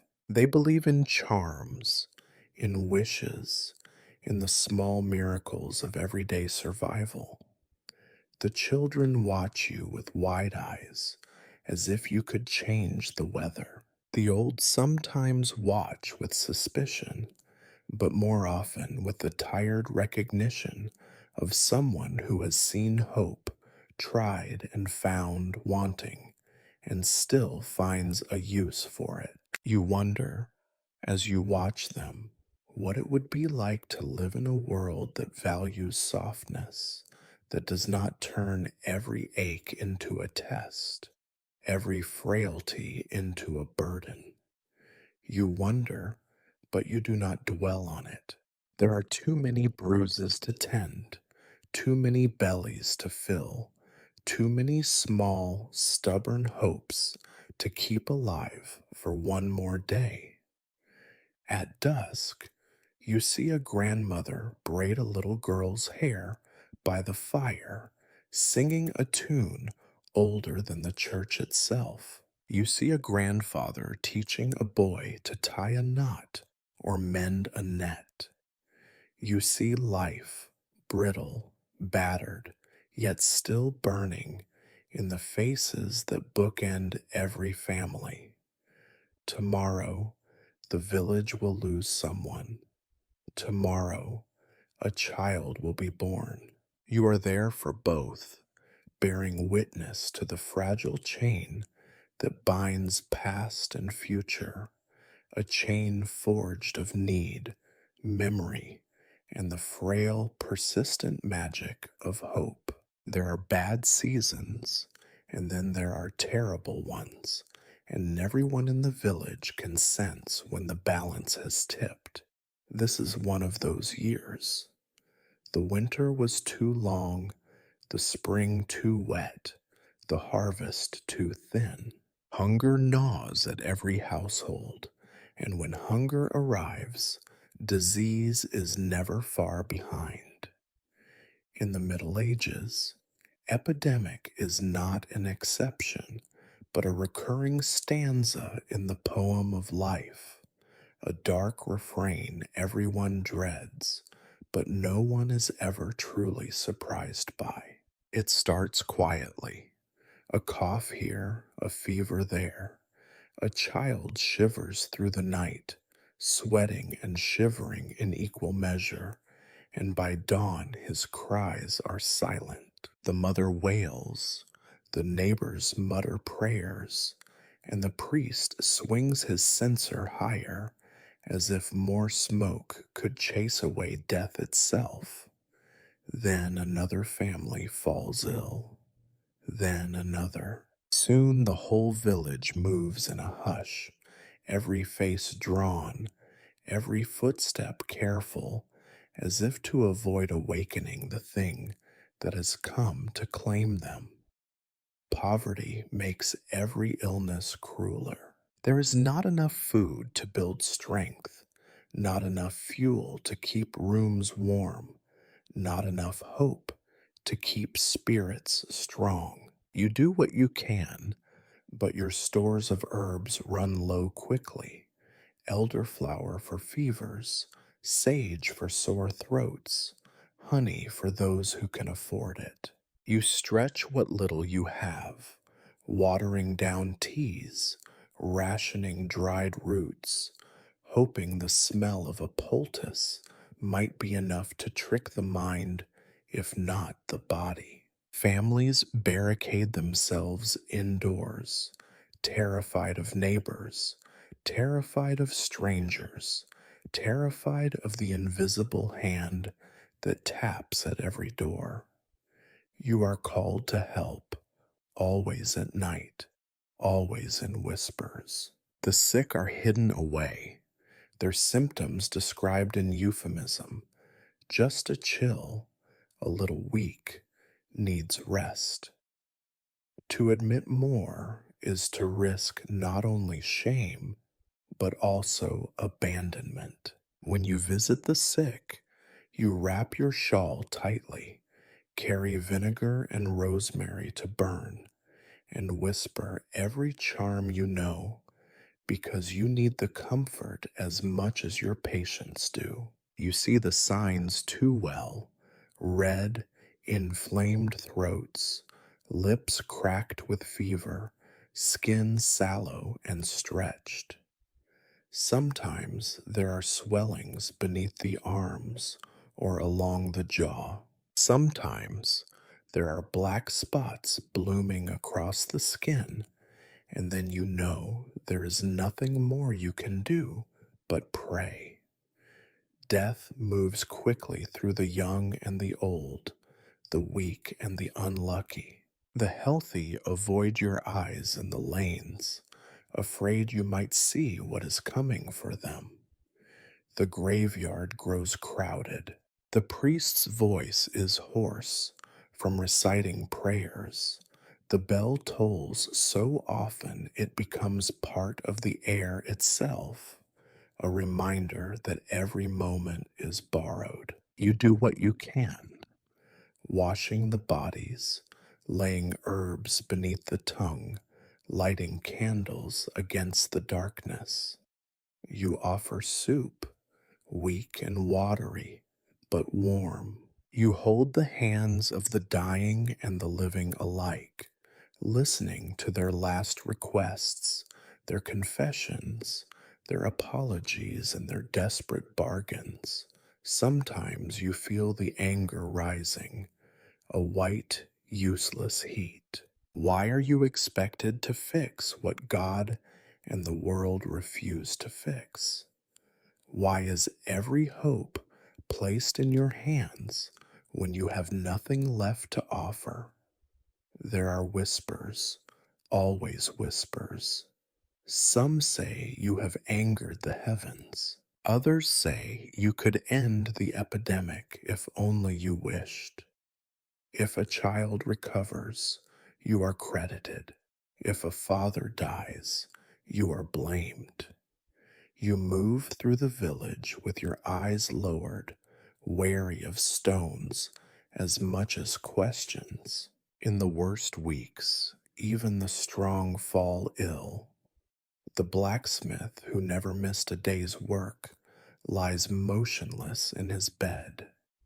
The midwife, who has brought so many into the world, is now nursed by the same women she once comforted. The priest visits less and less, sending prayers from his doorstep instead. Rumors spread like wildfire. Did someone see rats in the grain store? Did a stranger pass through, leaving a curse behind? Has the love witch failed, or is she secretly thriving on suffering? You do not sleep much. You wake at every cough, every knock, every scream. Your own hands are chapped raw from washing, your eyes burned with smoke from endless, fruitless fumigations.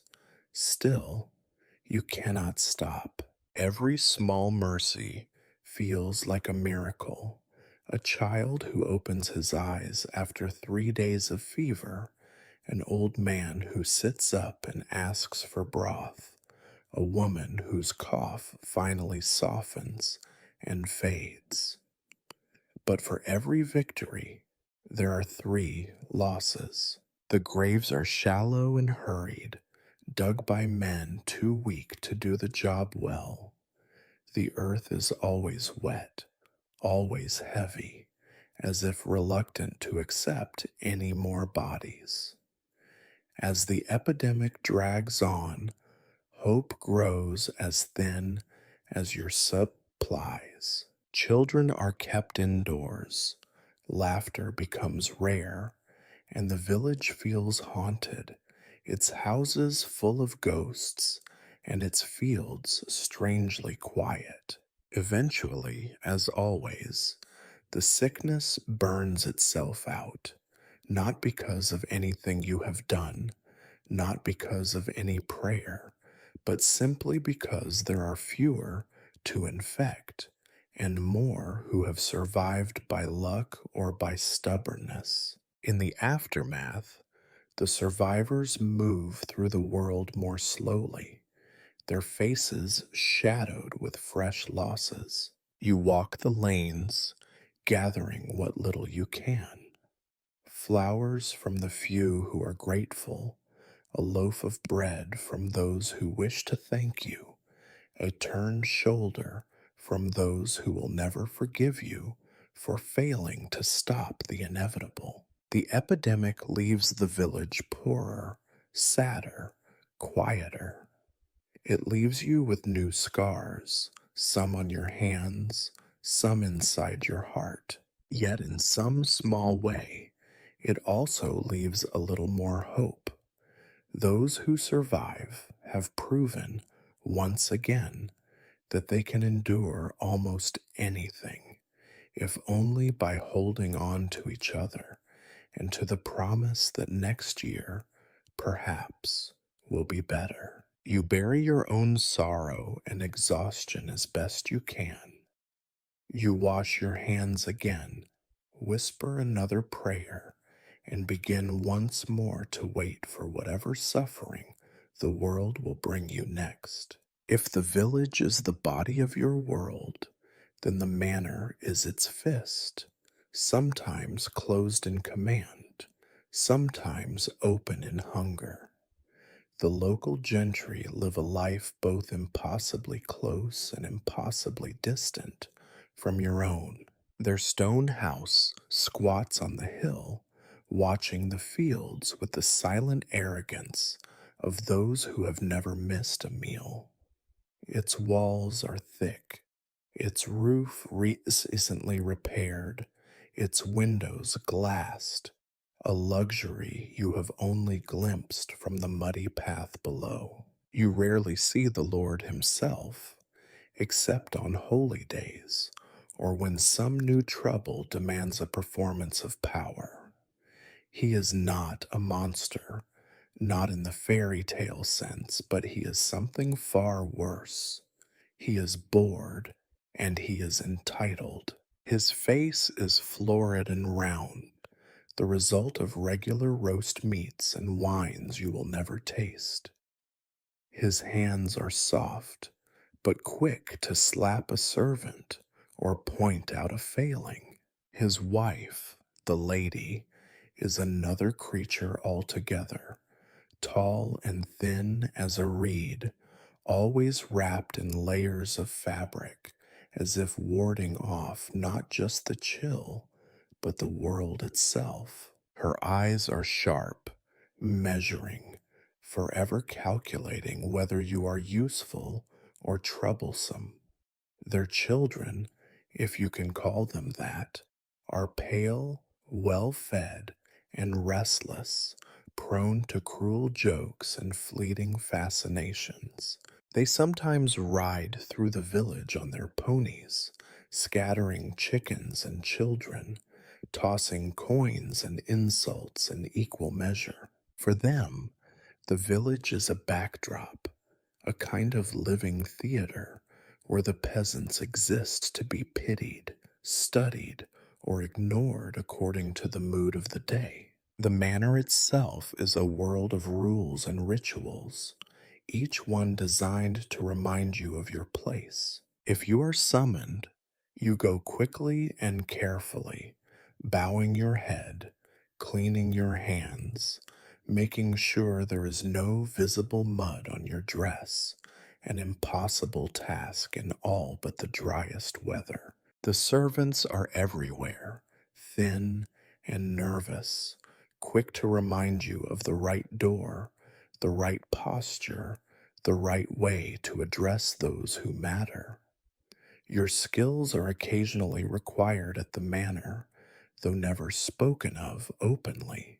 When the lady suffers her delicate nerves, or when a favored hound comes down with a mysterious swelling, you are sent for. The steward delivers the message with as little dignity as possible. Come, but do not linger. Do as you are told. Leave by the back way. Inside, the rooms are grander than anything in the village, but they are not free of suffering. There are tapestries and rugs, yes, but also the stink of old sickness, the shadow of endless boredom. The lady asks for poppy tea, for rose water, for something, anything that will sweeten her sleep or settle her stomach. You do your work quietly, hands steady, words few. Payment is rare, and gratitude is never part of the bargain. Sometimes a loaf, sometimes a scrap of cloth, and always the reminder that your place is outside, not within. The Lord's whims are more dangerous. He enjoys hunting more than ruling. He rides through the woods, scattering deer and commoners, and when he is in a foul mood, he makes laws as easily as he makes promises. No more gathering firewood on my land, or no more taking hares from the fields. He never enforces these rules. Not really, but the threat is enough. You have seen men whipped for breaking rules they did not know existed. You have seen families driven from their homes for the crime of a missing chicken, a missing sheaf of wheat. The gentry's appetite for control is matched only by their appetite for spectacle. Rumors abound that the Lord keeps a mistress in the next town, that his son has sired more than one illegitimate child among the village girls. These things are spoken of only in the lowest voices, with a quick glance over the shoulder. The lady's own secrets are quieter, but just as sharp. It is said she writes letters to distant cousins and prays for a different life, one with fewer demands, fewer indignities, and, perhaps, fewer peasants. When the manor celebrates, the entire village is forced to celebrate with it. The Lord's birthday, the lady's name day, the birth of another child. Each is marked by a day of enforced joy, cheap ale, and a little extra bread. There is dancing, but it is stiff and cautious. There are gifts, but always given with the heavy hand of expectation. Remember who provides for you. Once, during a festival, the Lord asked you to tell his fortune.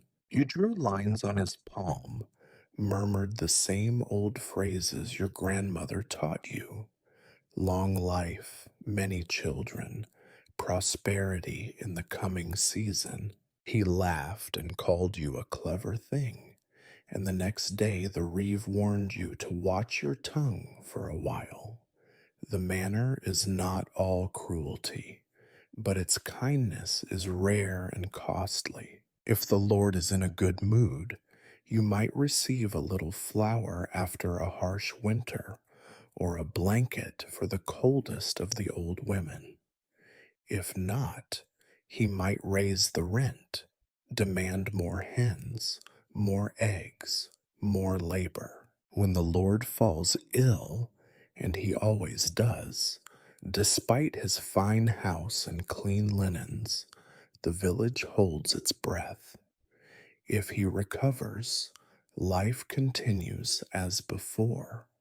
If he worsens, suspicion falls on everyone, and you are always near the top of the list. You keep your distance when you can, but in the Middle Ages, Distance is a privilege you do not own. The manor looms on its hill, the Lord's gaze sweeping the fields like a chill wind. You remember every lesson your grandmother taught you. Do not be too useful.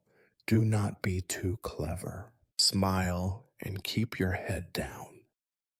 Sometimes you wonder what would happen if the manor burned, if the gentry vanished, if the village could govern itself. Then you see the way the villagers look up at the manor, half fear, half longing, and you realize that the fist on the hill is as much a part of the world as the mud and the hunger. You return home, the gift of a stale loaf or a leftover bone heavy in your hand. The house on the hill remains, watching, waiting, reminding you that in this life, everyone serves someone, and the whims of the powerful are the weather everyone must live under. In a village where food is scarce, death is common, and hope is measured in crumbs, suspicion is always looking for a home.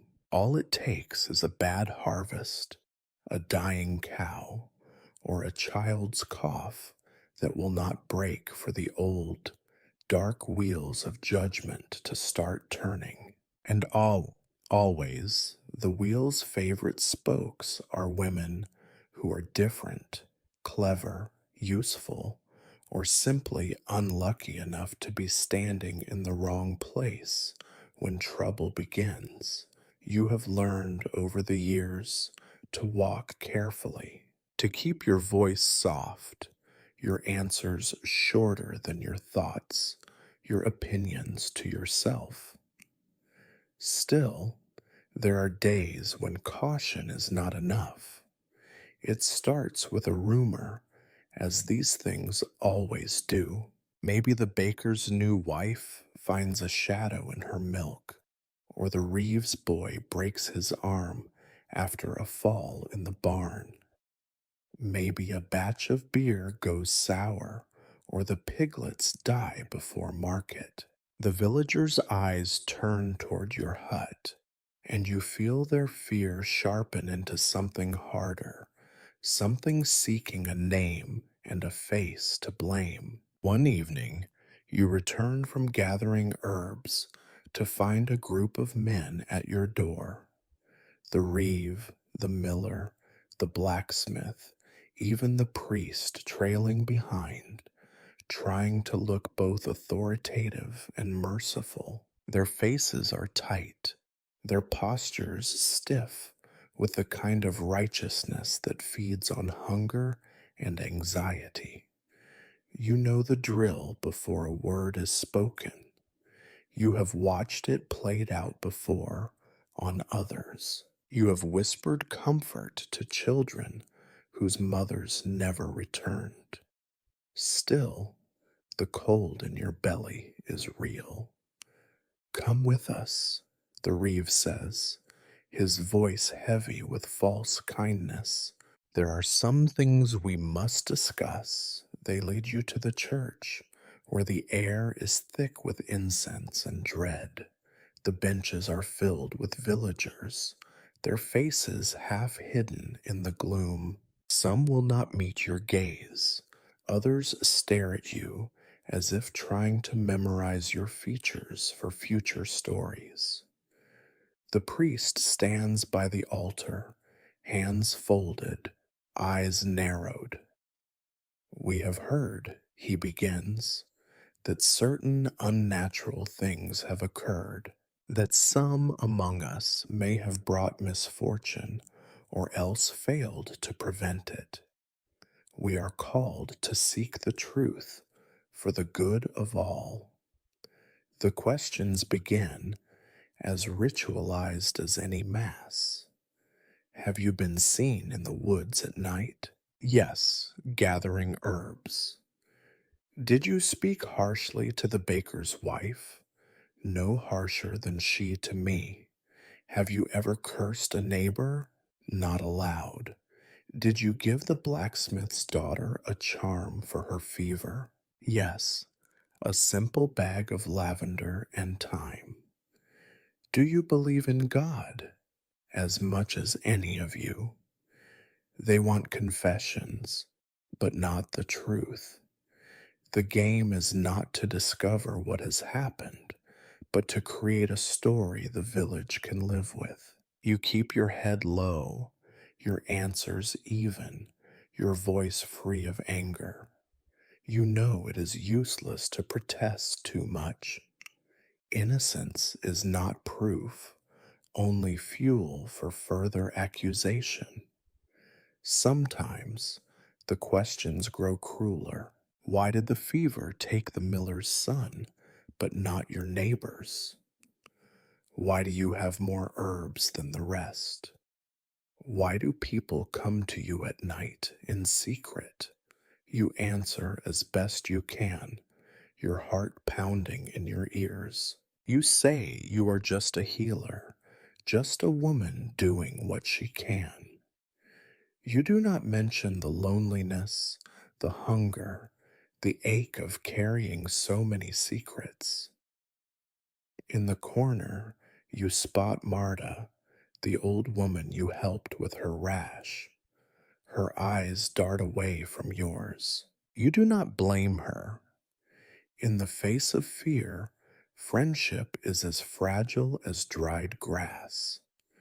When the questions end, the verdict is not given aloud. The villagers mutter. The priest recites a prayer.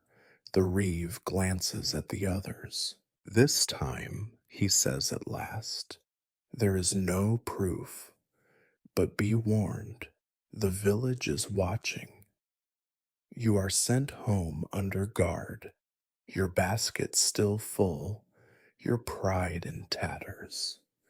The path is lined with children, wide eyed and silent. You know the story is not over. Suspicion does not need proof to flourish. It only needs a little more bad luck. Another death, another year of famine. The next time, you may not be so lucky. Back in your hut, you sit by the dying fire, your hands shaking. You do not cry. There is no one to hear. The cat curls at your feet, indifferent to human drama. You remember your grandmother's words. The world is always looking for someone to blame, and witches are never hard to find. You sleep lightly that night, haunted by every sound, every memory of harsh voices and cold stares. In your dreams, the village gathers again, faces blurred, hands outstretched, demanding answers for things you never did. When morning comes, you go about your chores as always. There is water to haul, herbs to dry, wounds to bind. You know you will be called upon again, perhaps to heal, perhaps to confess. In the Middle Ages, justice is a wheel that keeps turning, grinding the same people under it again and again. All you can do is keep your head down, your hands busy, and hope that when it comes around again, you are still standing. The night after your interrogation passes slowly, each hour marked by the creak of settling wood and the faint hiss of wind against the thatch. Every distant howl, every buck and shout from the tavern, every crunch of footsteps outside your door is a reason for your heart to beat faster. You are not the first to feel this, nor will you be the last. In villages like this, the line between neighbor and accuser, between belonging and exile, is as thin as a strand of hair. Morning brings no comfort. The faces you pass on the muddy path are tighter, The glances shorter, Marta avoids your eyes. Children who used to ask for charms now hurry by, their mothers tugging at their sleeves. The baker's wife, usually full of gossip, looks right through you. You remember your grandmother's warning: a woman alone is a warning, not a comfort. They may need you, but they will never trust you.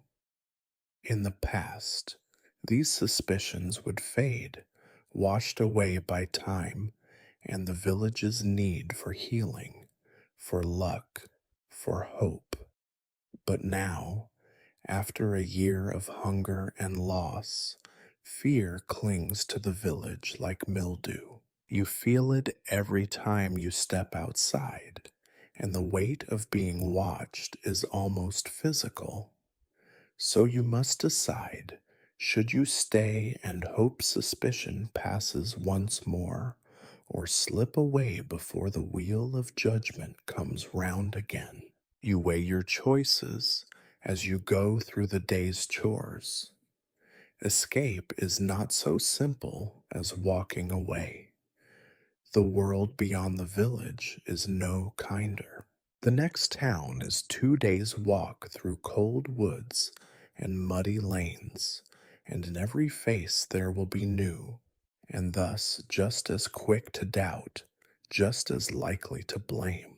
If you go, you leave behind not only the few comforts you have, but also your work, your history, your meager store of goodwill. But if you stay, you must accept that any day could bring another accusation, another midnight gathering, another chance to be made an example. Your hands are steady as you prepare teas, but your mind runs through old stories. The tale of the woman who vanished into the forest, never seen again. The story of the man who found his way to the city only to die unnamed in a ditch. The neighbor who stayed and endured until endurance was no longer enough. You visit the sick as usual, but the welcome is thinner than before.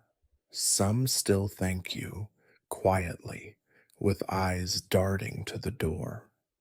Some pay in old bread, some not at all. You know you are a necessity, not a friend. When you pass the church, the priest watches you from under his cowl, his look unreadable.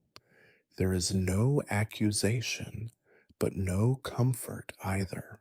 In the evenings, you sit by your little fire and remember the times when you felt safer, if not safe exactly, then at least less alone. You recall the old woman you helped deliver her last child, the farmer whose cough you soothed, the children you cheered with silly stories and useless charms. You remember laughter and even rarer, genuine gratitude. These memories are thin armor, but they are all you have. You know what it would mean to run.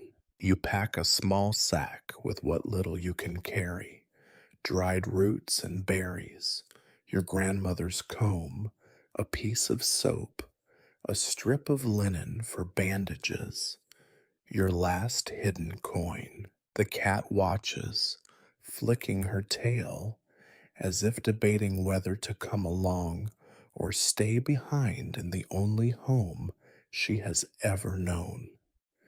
Outside, the wind picks up, rattling the shutters. You look around at your cottage, so small and shabby, yet full of the evidence of your living: bundles of herbs, worn blankets, a chipped cup, the faint echo of every story you ever told.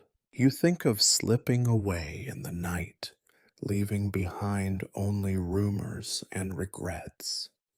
You imagine new beginnings, a distant village, a new name, a chance to be just another widow or healer or wanderer. Perhaps you would find work in a market, blending in with the other poor souls who move from town to town. Or perhaps, as your grandmother said, the world is round and stories are circles. You may leave, but you'll end up at the same kind of door with the same kind of hunger. Doubt gnaws at you as the hours pass. You leave the sack by the door and sit, staring at the embers, weighing risk against fatigue, hope against the familiar pain of being needed and hated at once. Night falls. The village is quiet. The last voices die away, and the only sound is the soft settling of dust. You hear, or imagine you hear, the footsteps of those who came before, women and men who chose to stay, who chose to run, who chose something in between. As the moon rises, you find yourself standing at the threshold, sack in hand, heart pounding, but something keeps you rooted, a kind of stubbornness or perhaps resignation. You think of those still in need, Marta with her rash, the boy with the twisted foot, the woman hiding bruises beneath her sleeves. You remember that no matter where you go, suspicion follows. The world is too small and too cruel for real escape. So you step back inside, close the door, and accept what you cannot change. You will stay, at least for now. You will wake tomorrow and do the same work with the same skill for the same people who may one day come for you with torches or tears. This is what it means to live in these times, not to triumph, but to persist, not to escape, but to endure, even when you know the cost. Tomorrow, perhaps, you will reconsider. Tomorrow, perhaps, you will run. But tonight, you sit by your dying fire, listening to the wind, and wait for the dawn, having chosen neither heroism nor cowardice, but only survival. Change comes quietly, as it always does in your world. You wait, day after day, for the village's suspicion to either pass or sharpen. It hangs like a heavy cloud over every conversation, every glance. The sack by your door gathers dust. The cat grows restless, sensing your unease. Eventually, the choice is made for you. It is not a torch-wielding mob, not a wild accusation shouted at midnight. It is subtler, a neighbor's voice gone colder, the priest's prayers more pointed, the reeve's questions a little too frequent. The market women stop offering you news. The children's dares take them only so far as your fence. One evening, the miller's son throws a stone through your window, and when you look outside, all you see are backs hurrying away into the dusk. That night, you realize the balance has tipped. It is not exile by decree, but exile by erosion. The next morning, you pack your sack, tie your shawl tightly around your shoulders, and before the first rooster crows, you leave the only home you have ever known. The cat comes too, as if there were never any question. The road is a rutted track of mud and memory. You walk quickly at first, each step pushed by a sick mix of relief and dread.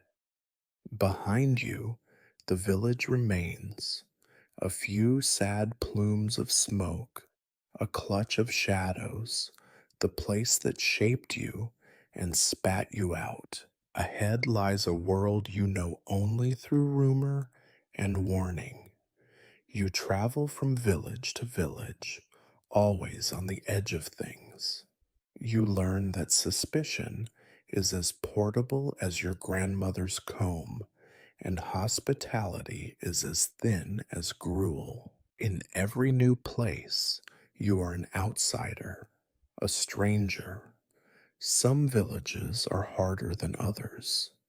Some greet you with wary curiosity, others with outright distrust. You quickly learn to introduce yourself as a widow or a healer or a cousin of a cousin, anything but what you truly are. Your new home is not a home at all, not at first. It is a rented corner in a tumble down barn, a lean to behind the tavern, a space in the loft above the baker's oven where the warmth and the flour dust keep you company. You trade what you know for what you need, herbs for eggs, poultices for bread, a few words of advice for a crust, and a mug of thin ale. Poverty follows you, as loyal as your cat. The air here smells of different fires, but the hunger is the same. The beds are as lumpy, the draft as sharp.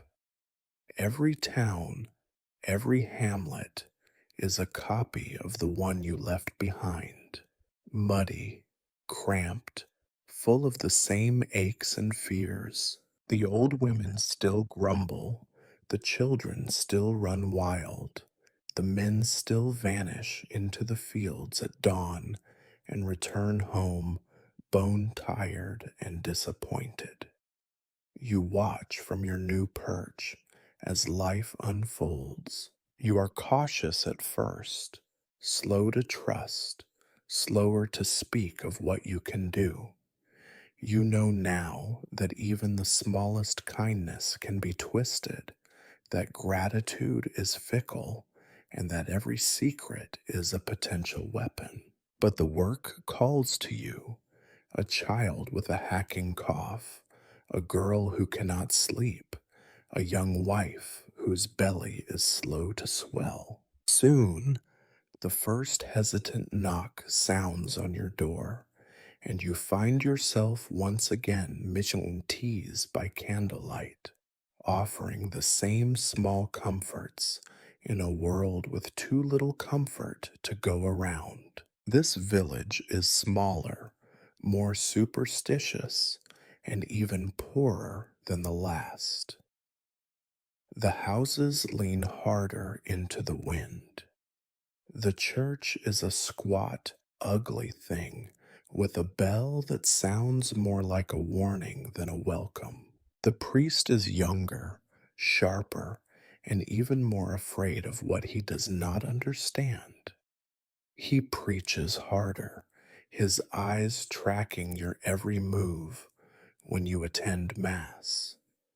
You keep your head low, your voice soft, your dress plain. You do not answer the questions people do not dare to ask. Fear here is different, but not less. The villagers are terrified of hunger, of wolves, of fever, of the anger of the Lord who owns every field and wood. But they are also afraid of change, of strangers, of anything that does not fit within the tight boundaries of their memory and their myth. You are tolerated only as long as you are useful, and you know how quickly useful can become dangerous. Still, you find small mercies. The old woman next door lends you a battered kettle. The boy from the mill brings you firewood in exchange for stories. A stray dog befriends your cat, and for a few nights you sleep easier. the warmth of other bodies, an unexpected gift. You begin to collect new stories, new routines. You learn the names of herbs in a different dialect, how to coax kindness from the taciturn, how to make yourself invisible when the priest's anger is sharpest. You realize, with a grim sort of humor, that starting over is only different on the surface. Poverty, suspicion, and loneliness are as much a part of this place as the mud on your boots. You are still yourself, still haunted by old memories, still stubborn, still too valuable to ignore, too strange to truly belong. There are nights when you dream of your old cottage, the smoke rising from its chimney, the sound of your name on the lips of those who once needed you. You wake with a start, the ache of exile still fresh in your bones. But dawn always comes, and with it another day of endurance, another day of mixing, mending, surviving. This is the way of things. The world may be wide, but your life is always small, always teetering on the edge between being needed and being feared. You have not escaped poverty or danger. You have simply traded one version of it for another. But, as ever, you endure, because endurance is the only real magic left to you, no matter where you lay your head. In your new village, faith and superstition live side by side, as inseparable as hunger and hope. If anything, the people here are more devout, more afraid, more certain that unseen forces rule their lives. The church bell marks the passage of every hour, tolling through the wind and rain like a command.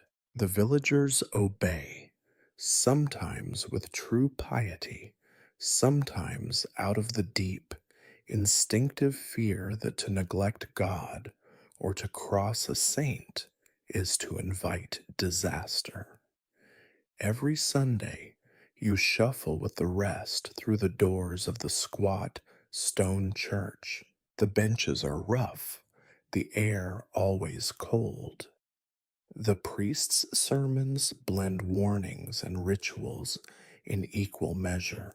Beware the devil, beware the stranger, beware the woman who knows too much. He speaks in Latin half the time, but the message is clear in any tongue. The villagers bow their heads, murmur their prayers, and leave with the same burden of worry they brought in. But as soon as the service ends, the other rituals begin. You watch as people scatter salt at their doors, hang bunches of garlic over their hearths, and draw strange signs in the dust beside their beds. At the edge of the fields, they plant little crosses of wood or bundles of herbs to keep away blight. Mothers tie red thread around their children's wrists. Shepherds murmur charms against wolves. You see it all and say nothing. The priest rails against these pagan ways, but he too drinks special teas for his headaches and pays the old women to bless the cattle in the spring. You are asked in whispers for help with these superstitions. A girl's hair braided with mugwort to keep her safe from spirits. A pinch of salt to sprinkle in a husband's boots before he goes to market.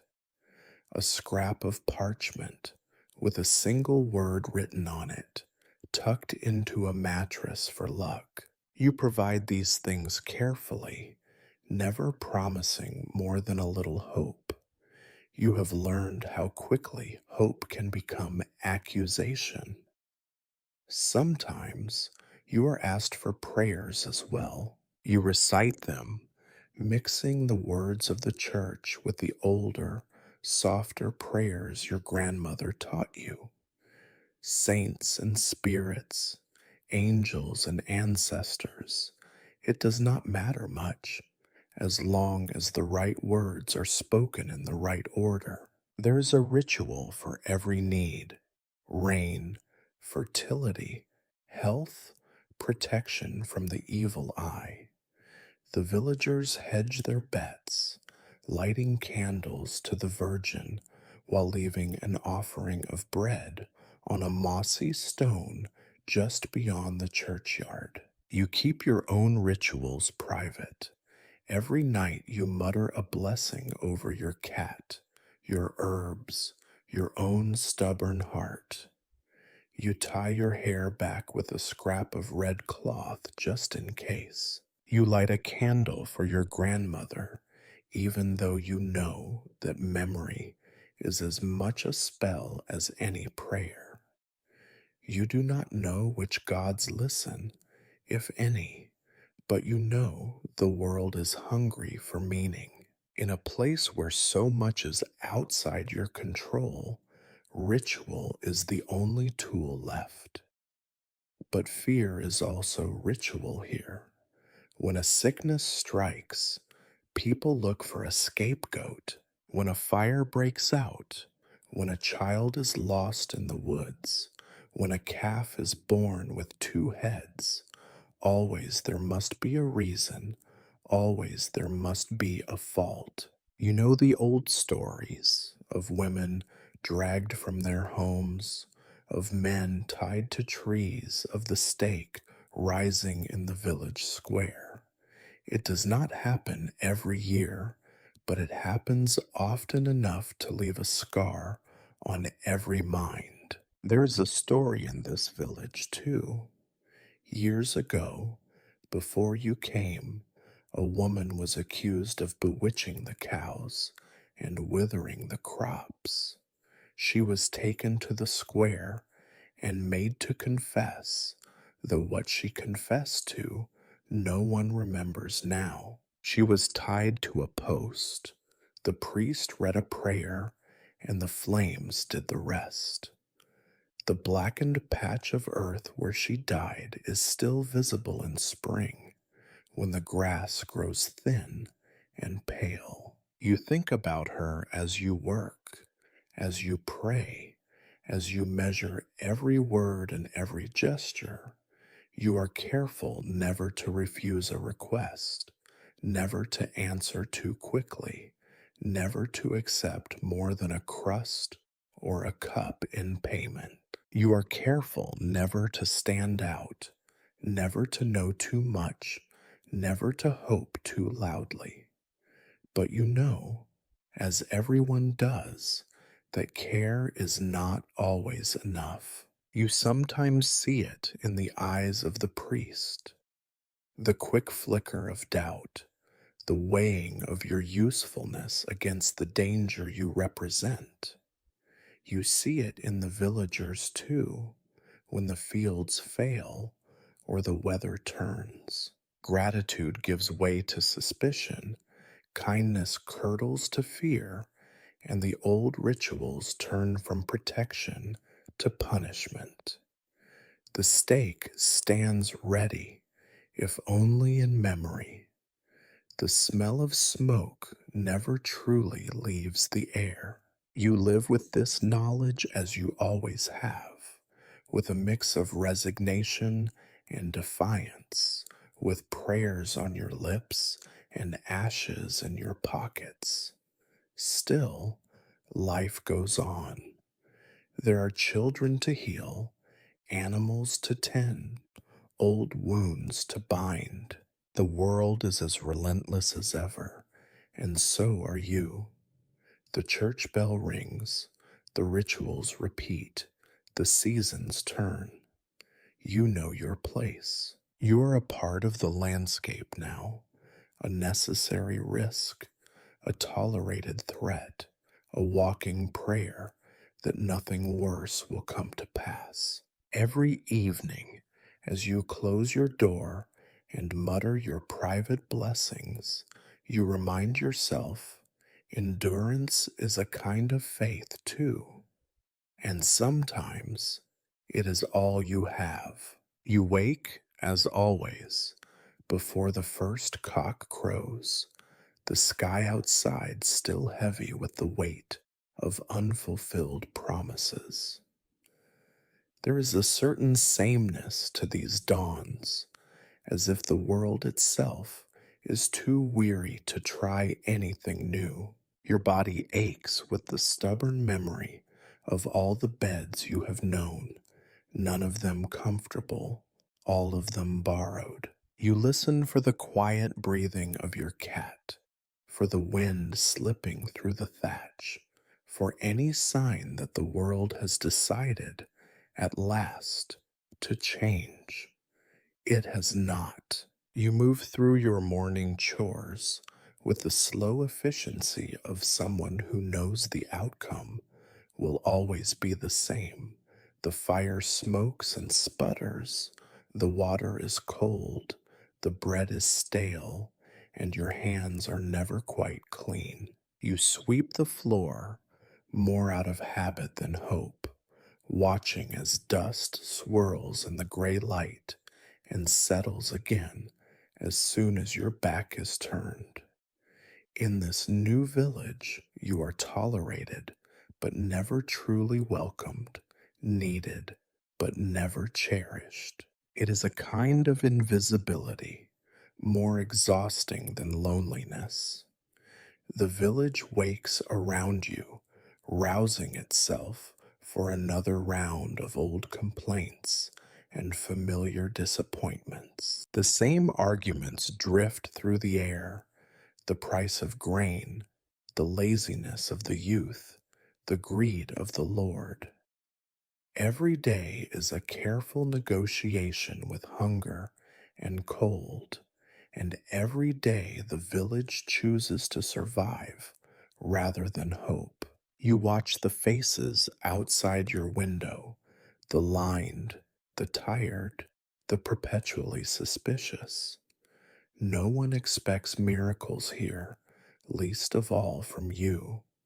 Your reputation, worn thin but unbroken, trails behind you as you fetch water from the well. Someone coughs and crosses themselves. Someone else whispers a quick request: a tea for sleep, a charm for a colicky child, a poultice for an aching knee. You nod, promise nothing, and move on. Irony, you reflect, is the only luxury you can afford. Once you were feared, then blamed, now barely remembered, yet still, every minor ache or worry eventually finds its way to your door. Your cat follows you through the mud, tail up, undaunted by the world's dullness. You envy her. She has found the trick of living without expectation, accepting scraps and shadows as her due. In this, perhaps, she is wiser than any priest or lord.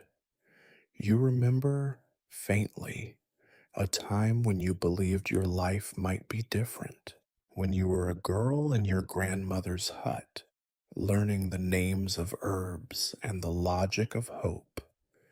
You remember laughter, though you no longer remember the joke. You remember a first love who vanished, a mother who faded, a future that narrowed until it was only a thin line between chores and hunger. You remember wanting to escape, and then learning that escape, too, was just another form of staying put. Today is like yesterday, and tomorrow will be the same. There is no magic that can change it, no prayer that can lift you above the level of the mud. You do what you must. Grind dried nettle into a powder. Tie charms with scraps of thread. Listen to complaints you cannot cure. You accept payment in eggs, in silence, in the hope that the villager's suspicion will not turn again before the next season. You keep your head down, your voice soft, your stories dull. Once you might have railed against the boredom, the endless repetition. Now you see it for what it is, a kind of armor. Boredom, after all, keeps the villagers from burning you, keeps the priest from noticing you, keeps the Lord from remembering your name.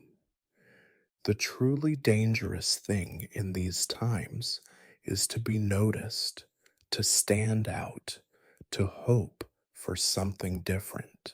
Your thoughts wander, as they do, to those who have come and gone, neighbors lost to plague, to famine, to the changing moods of power.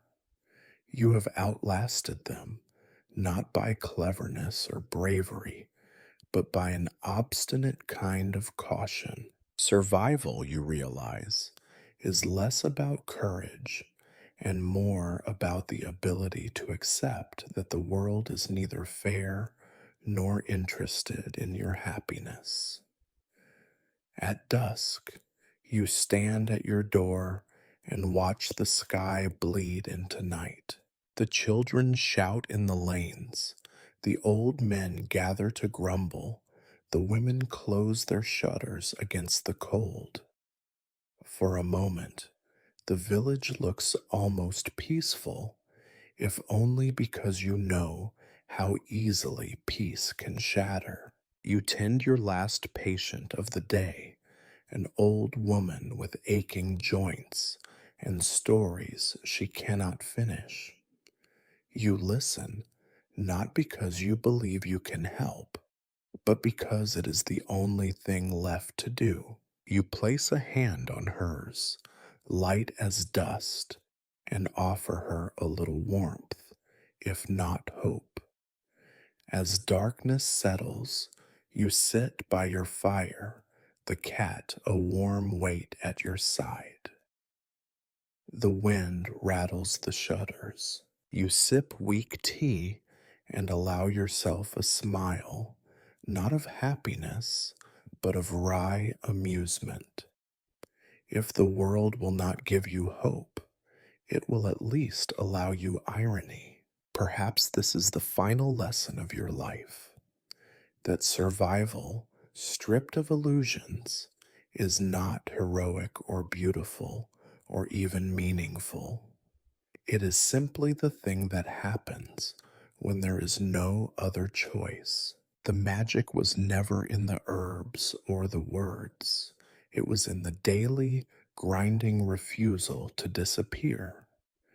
If you are remembered at all, it will be as a footnote, a rumor, a dull cautionary tale, and perhaps that is enough. You drift to sleep with the world unchanged, and yourself unchanged within it. The last dawn, like the first, finds you exactly where you began, half in shadow, half in stubborn light, still alive in spite of it all.